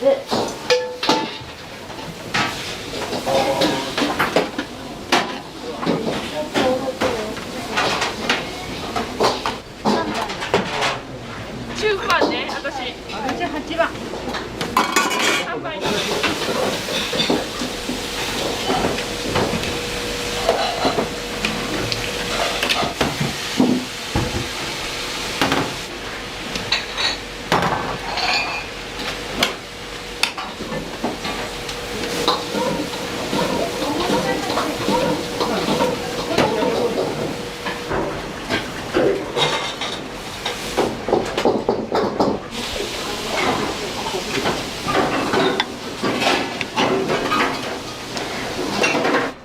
前菜ね。はい。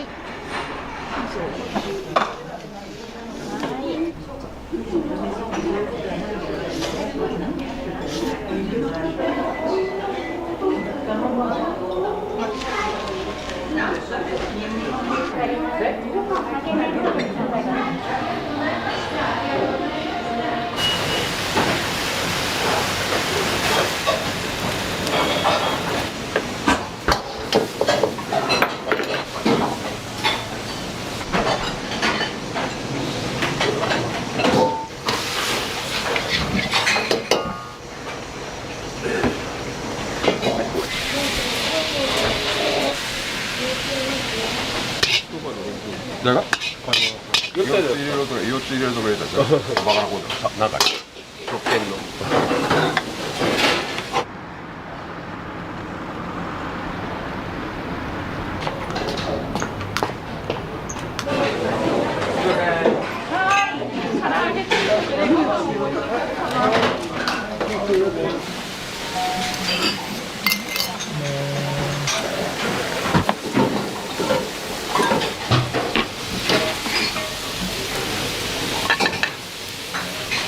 はーい。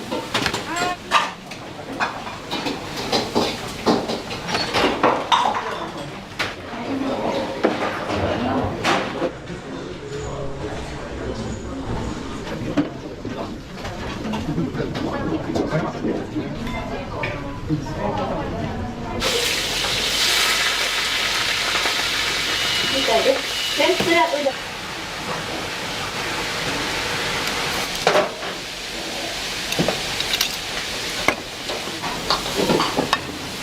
いいですか。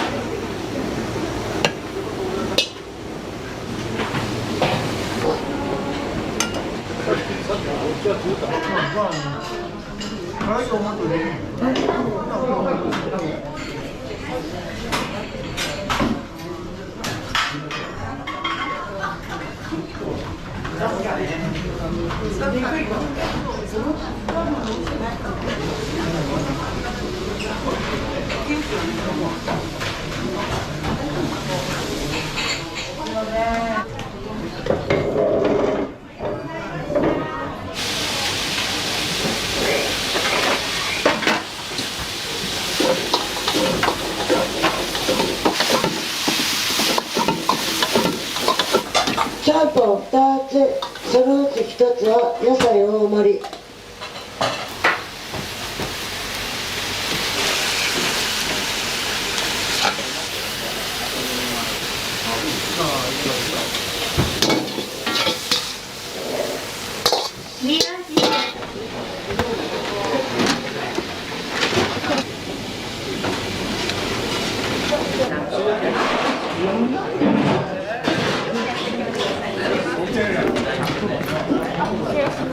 だから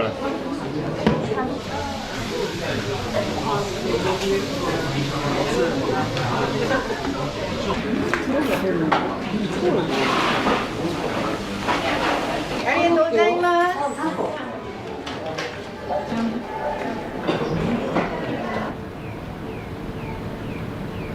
ちゃんぽん1つ、ちゃんぽん大盛り。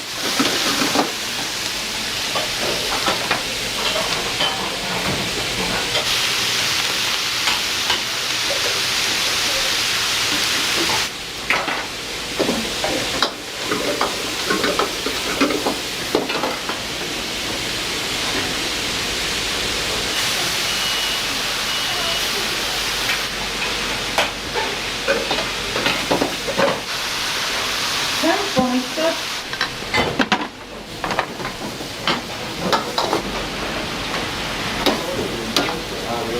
皿うどん1つ。最初の皿うどんと一緒やった。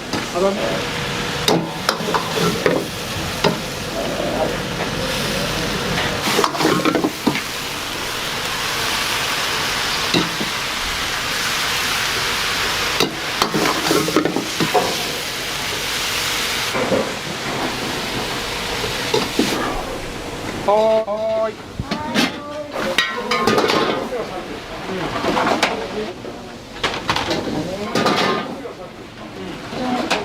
ちゃんぽんのお客様。全員で。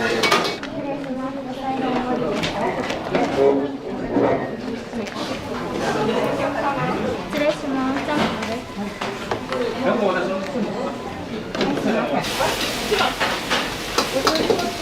お醤油。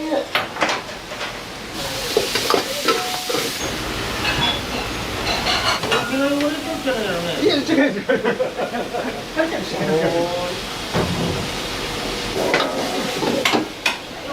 はい。表面で。ここはご愛顧。フリーを1本17番でお願いします。これはもう絶対北山さん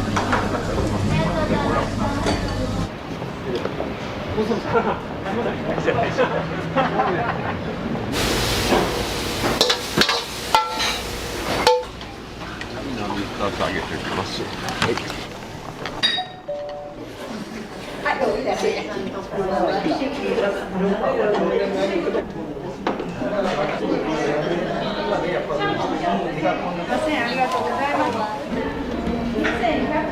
ちゃんぽんいつもの半分ぐらい。もう出ませんね。こんなもんじゃないけどね。お客さんも少ないんですか？少ないです。めちゃめちゃ少ない。火曜日だからっていうのもあるかもしれないですけどね。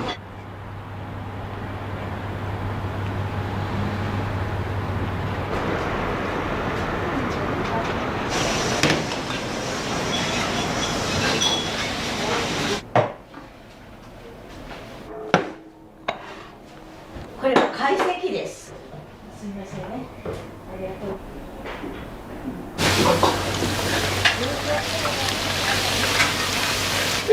ちゃんぽん並小1個ずつ、そこご飯が1つ。ちゃんぽん。はい。すみません。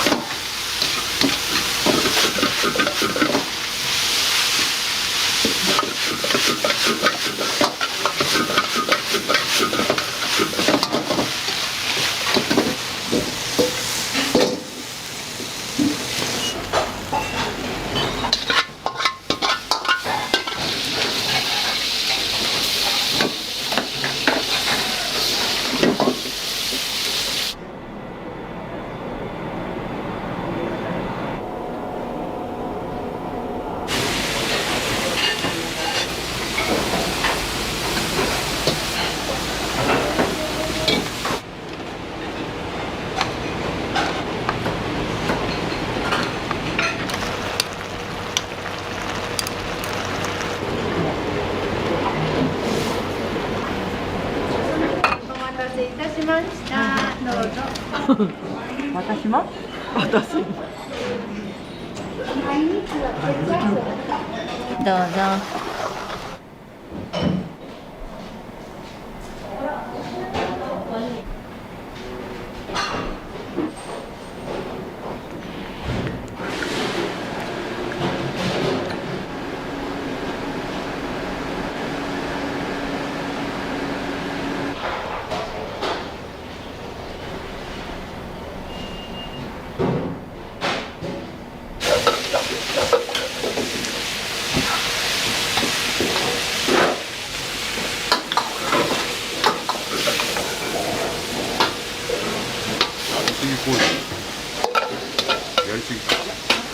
時焦げない。あ、そうかなり小さなの。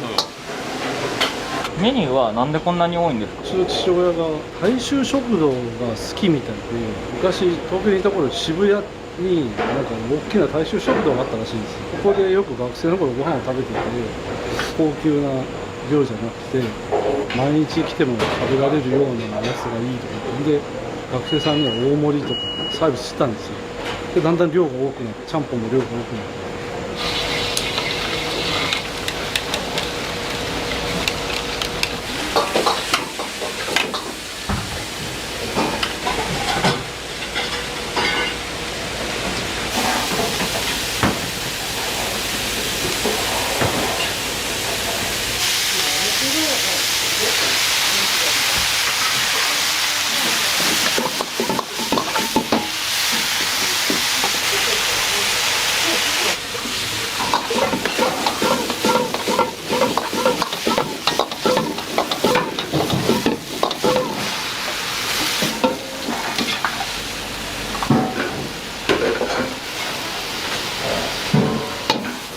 行きました、大盛り。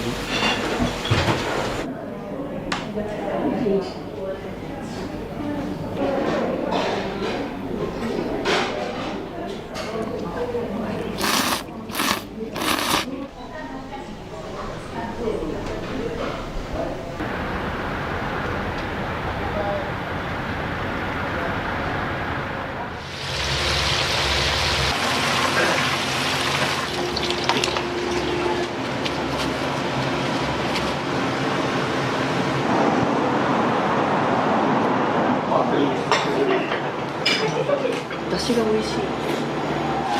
麺？うん。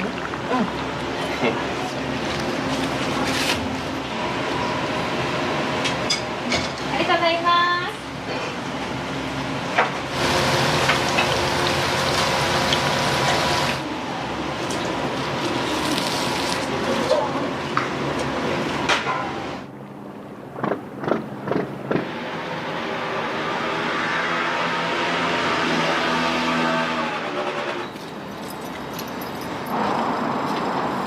市場に唐揚げとおにぎりと弁当を持っていくんで、その唐揚げを揚げるためにも早めに。よいしょ。今日何時起きですか？いや、もうさっきっすよ。2時ぐらいですよ。もう家も歩いて5分なんで。結構毎朝2時。ほぼ毎日っすもん。これはもう市場内なんで。うわー、目晴れたねー。ごめんね。唐揚げ行ってきます。市場の丸天を。あ、そうですそうですそうです。ごぼう入りときくらげ入りの丸天はここのを使ってます。めちゃくちゃ美味しいですよ。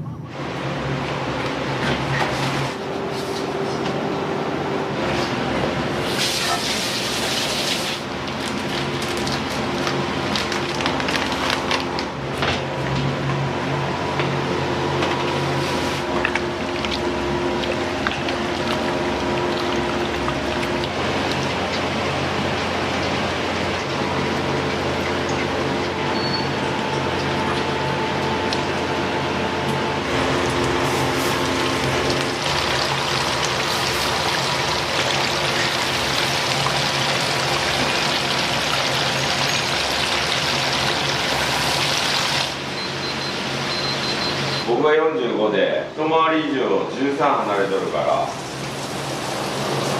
2人の馴れ初めみたいなの。もともと大分の中津出身で、僕は北九州小倉の出身なんですよ。で大学で小倉の方に来てたんですよ。そこでコンパでコンパで通用するから合コンよ。福岡に来られてどのくらいになるんですか？福岡7年目ですね。もう住みやすいですね。福岡市はもう生活しやすい。もう子供たちも結構クラスが増えたりして、もう集まり多いんですよね。今もこの辺もこの時代にクラスが増えるっていうのはちょっとあんまり聞かない。もうどこも本当少子高齢化で減っていくばっかり過疎化っていう、まあね、リアルな問題でも、福岡市だけは逆。ちょっと昭和の初期を思い出すじゃないけど、僕らの幼少期を思い出すような雰囲気はありますもんね、勢いが。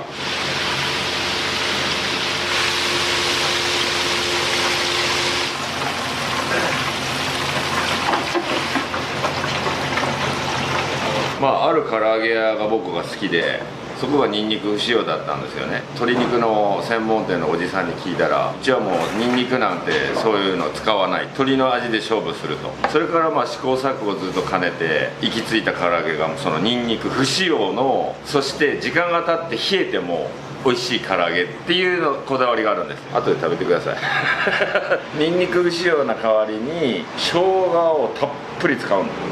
げんこつ唐揚げ2つついて割り箸に刺さって200円。ぜひ食べてもらいたいものですね。これはご飯も250からもう 300g 入れるんですけど、市場の方って結構肉体労働じゃないですか。なんでコンビニの弁当ぐらいじゃちょっとご飯も足りないんですよ、やっぱ。それと唐揚げが70から100ぐらいの間が、これも追加で揚げたてっていう形で10本追加とか20本追加とかで出してるんですけど、これはもう近いっていうメリットがあるもんで、我々もあったかいもの提供できると。もう本当車で3分なんで、逆にこの店じゃないとできないあったかさと提供がこだわっていける部分かなと。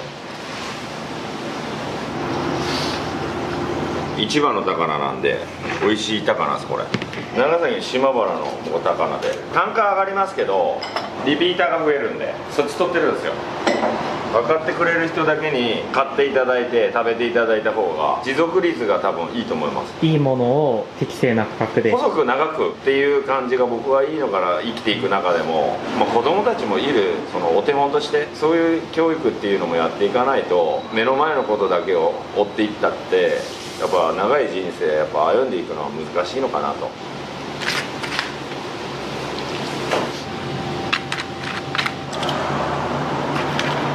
こっちはトマトと卵が入ってるのは唐揚げ2個なんですよ、大きなのが。でこっちはもうトマトとかないやつは唐揚げ3個になるんですよ。これはもう市場からの注文でそういう風になってるんですよ。こんな大きな唐揚げを3個って。そうなんです。大きいっすよね、やっぱ500円で納品してるんですよ、市場に。こんなにボリュームいっぱいでもう喜んでもらうっていうのは基本だったんで。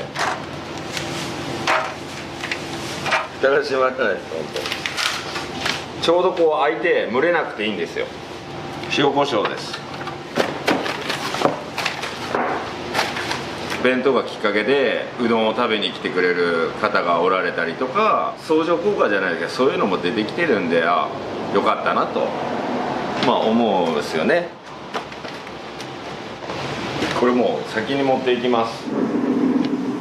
体育会系の世界で育ってきたんで、苦しい時にはもう歯をくしばる、そういう時代で育ってきたんで、そういうのはやっぱ根付いてますよね、まだいまだに。くっそみたいな、こんなに負けられるかみたいな、そこはでも生きてますよね、社会で。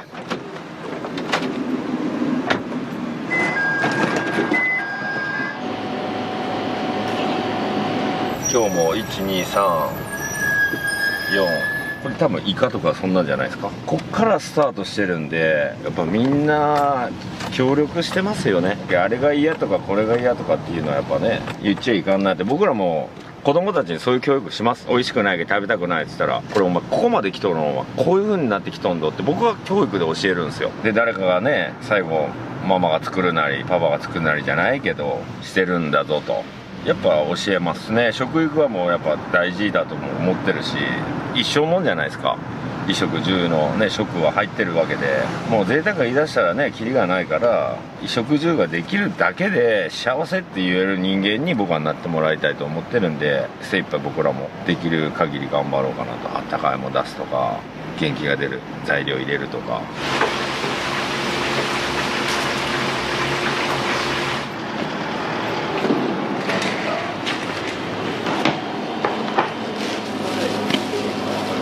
本当に今多いんですよ。韓国人も多い、中国人も来る。英語のメニュー一応作ってはいるんですよ。来た時にポスターみたいな感じで。ただもう券売機には入れられない。もう文字数決まってるんで、ちっちゃいやつなんで、そのメニューを見てもらうっていうところまではできて、僕らがもうだけ券売機で買ってあげる。一応韓国語、中国語、英語、この3つは作ってますね。なんかそういう小さな配慮がすごい嬉しい。そうですね。だってやっぱ喜んでもらえるんですよ。これだしにつけるやつです。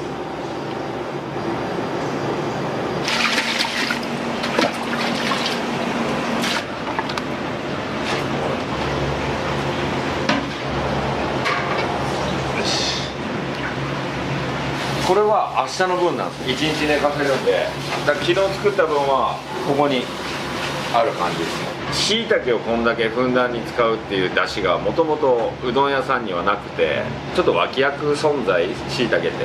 でも麺に持ってきてるんですよね。でも麺に持ってきたがためにそのアクの強さに気づいて、やっぱ困りましたね最初。もう綿菓子みたいにアクが出るんですよ。だからそういうのがえぐみとか渋みとかもう飲めない、どうしようってやっぱその時本当に悩んで、もうその時お店オープンしてたんで、最初は少ない量でやっぱ試してたんで大丈夫だったんですよ。でもこの量をして初めて気づいたんですよ、これまずいなみたいなどうしようとで何回もこしたりとかしてアク抜きを考えたんですけど、ただそれだけじゃダメで、やっぱそういうのを毎日毎日なんか試行錯誤しながら、だからだいぶは味変っていうのをしてきて今のに行き着いてる。でもこの今の味で満足してないんで、また5年10年美味しいのを作っていくことにはやっぱ日々努力してます。体にもいいんで、結構免疫力とかもしいたけっていいし、こうダイエットにもなるし、もう本当にいいことばっかりなんですよ。仕入れが高いぐらいですね辛いのはそれはもうリアルなんですけど、まあそれでみんなが喜んでもらえればっていう気持ちで、実はしいたけ2種類使ってて、甲信しいたけって言われても味が違うんです。宇佐野は甘みがあって、大分県産って書いてる方はうまみが強いんです。なんでそれをコラボして、これがもともと今使ってるしいたけで、まあ大体これがもうほぼメインで、これが宇佐野しいたけで。で甲信ってこうやって全部開いてるんです。開いてることによって出汁が出やすい。このしいたけ炊くんでまた甘辛く、誰が作っても美味しいと思います素材がいいんで、このしいたけを作った人にを褒めてやるのがいいと思いますね。僕らはいい食材をただね使わせてもらってるだけなんで、農家の方にやっぱ感謝ですよね。巻いて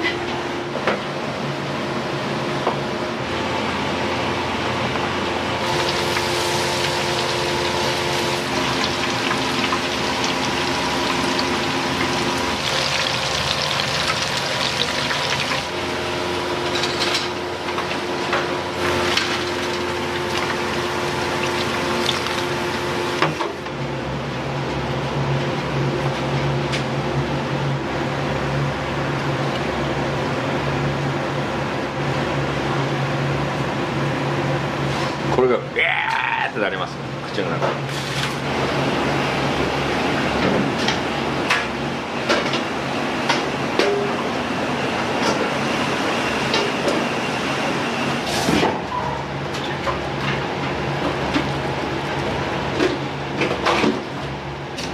しいたけの量が多いでしょ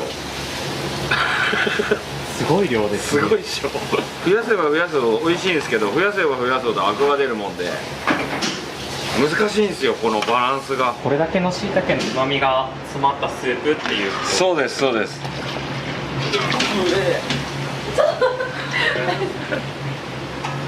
ちょっといいよ、それも入れて大丈夫ですか？あ、いいですいいです。大丈夫？あ、いい。バランスなんで、これも失敗が成功のもとです。ちょっと醤油が減ったけど、まだまだ完成品じゃないんで、この出来上がりはまだ全然飲めないです。全く。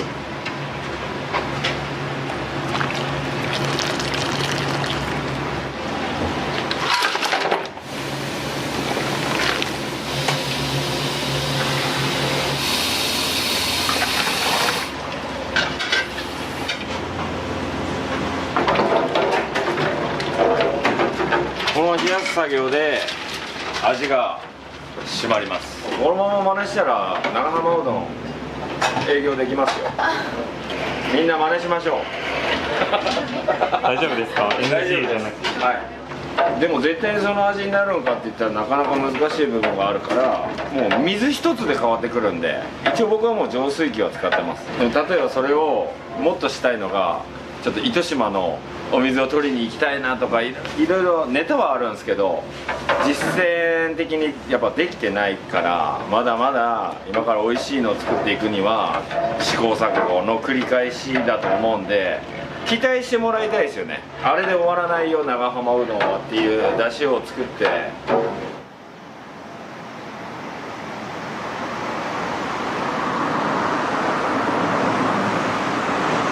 もしもし、あ、今から行きます。あ、じゃあ持ってきますね。ありがとうございます。ありがとうござい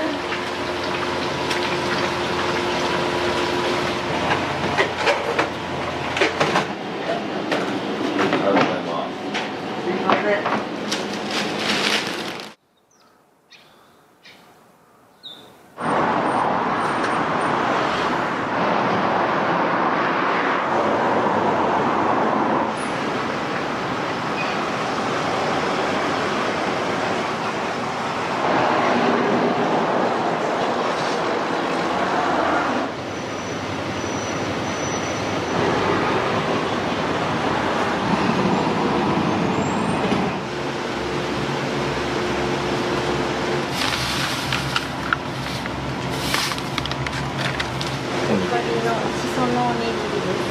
日によって。そうですね、わかめだったり高菜だったり、高菜の葉で巻いたおにぎりもある。あります。はいわかめがでも人気かな。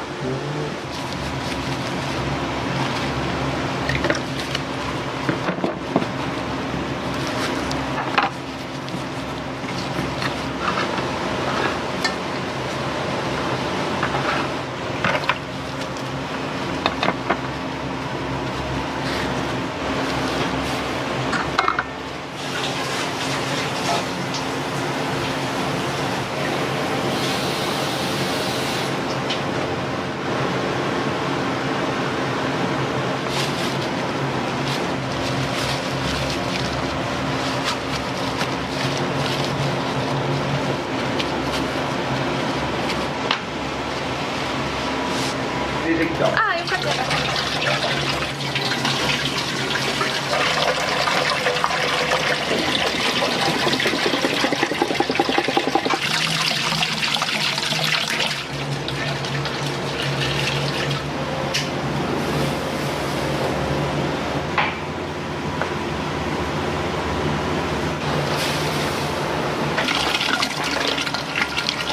しいたけです。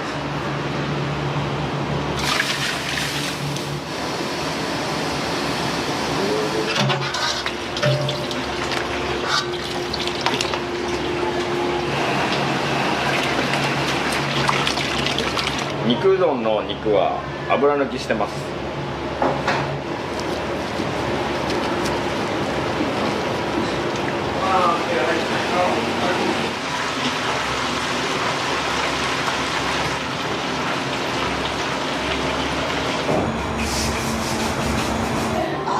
ありがとうございます。お気をつけて。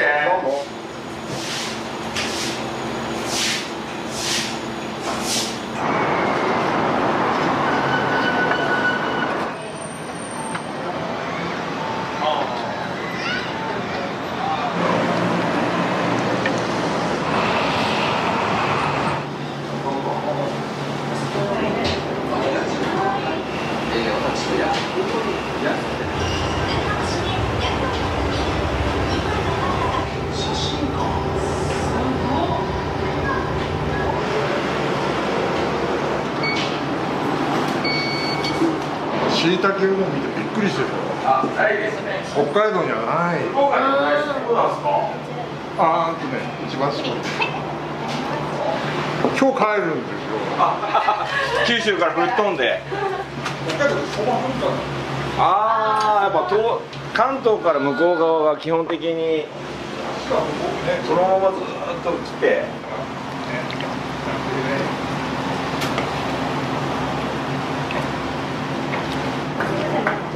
すごい。ね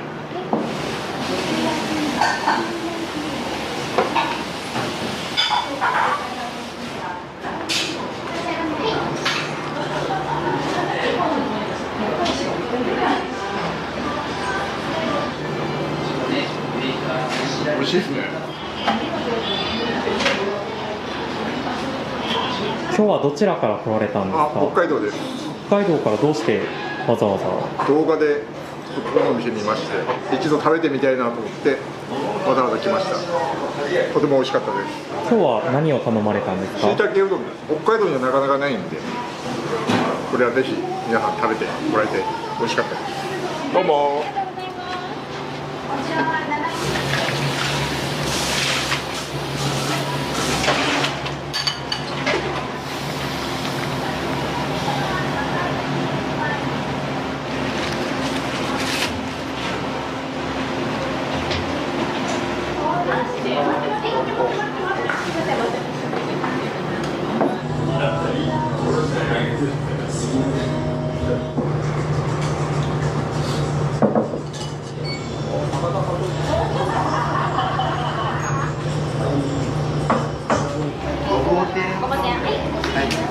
ごぼ天一丁。はい。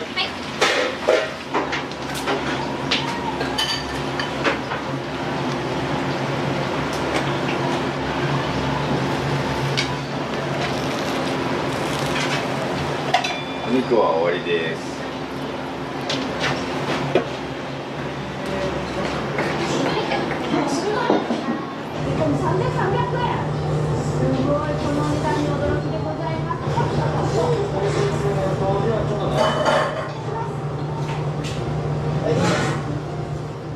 いらっしゃいませ。しいたけ、はい。しいたけ一丁。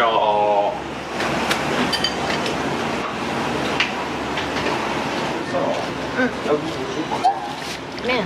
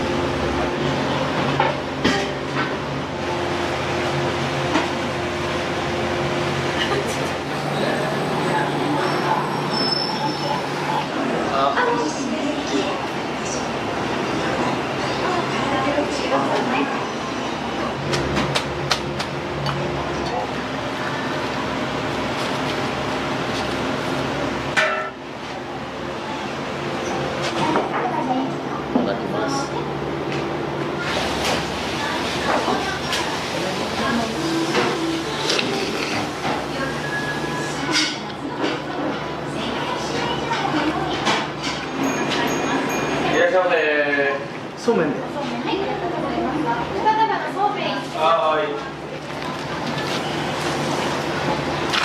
だしを氷にして入れてるんで、また味がさらに増します。いらっ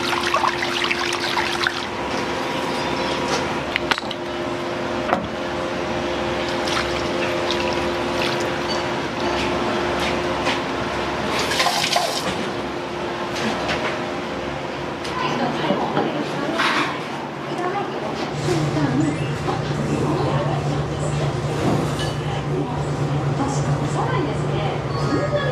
ゃいませ。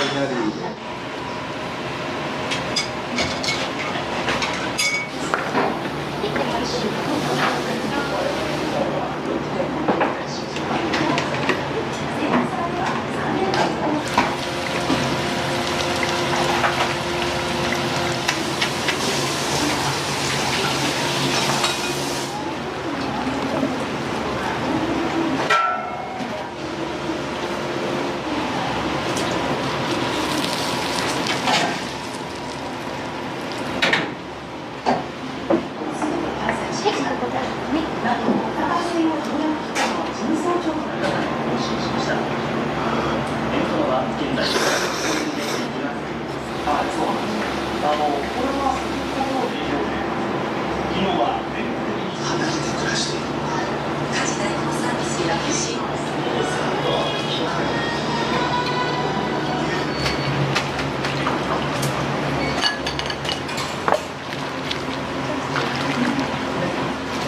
らっしゃいませ。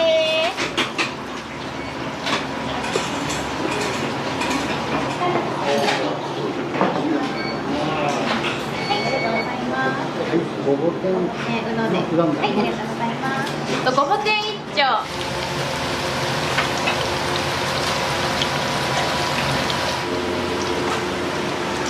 で、ごぼ天ですね。ありがとうございます。ありがとうございます。おうどんね。鮭一丁。あ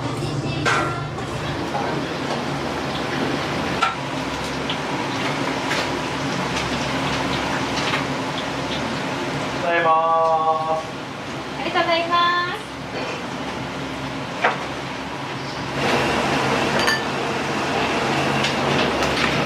次です。はい。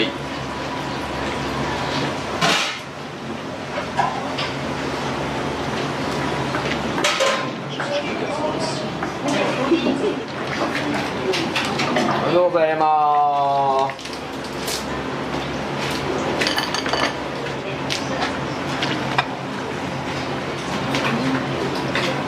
はーい。はーい。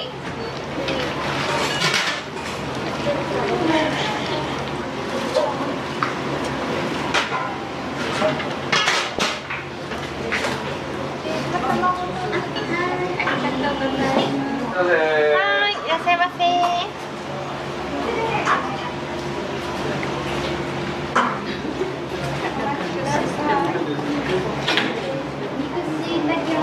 はい。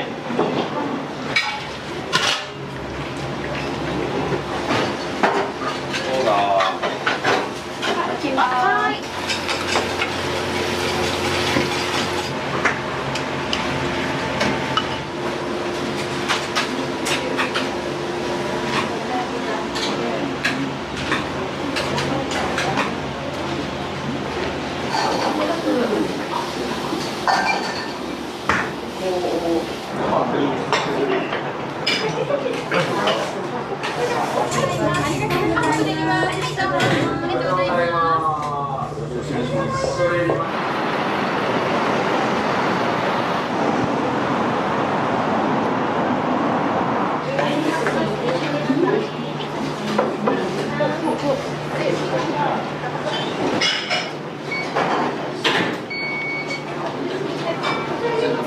それにます。ごちそうさまです。ありがとうございます。お店にはよく来られるんですか？はい、来ます。どのくらいの頻度で来られるとかあったり？週1ぐらい。なんかずっと来られる理由とか。出汁が美味しい。ね。おすすめのメニューとかあったら教えていただきたいです。肉ごぼうトッピングわかめ。肉ごぼう天うどんにトッピングのわかめ。はい。あといなり。いなり。唐揚げ時々。本日もじゃあ肉ごぼう天うどん。はい。本当はしいたけうどんなんですけどね。お味どうでした？美味しい。美味しい。安定の美味しさ。胃が休まります。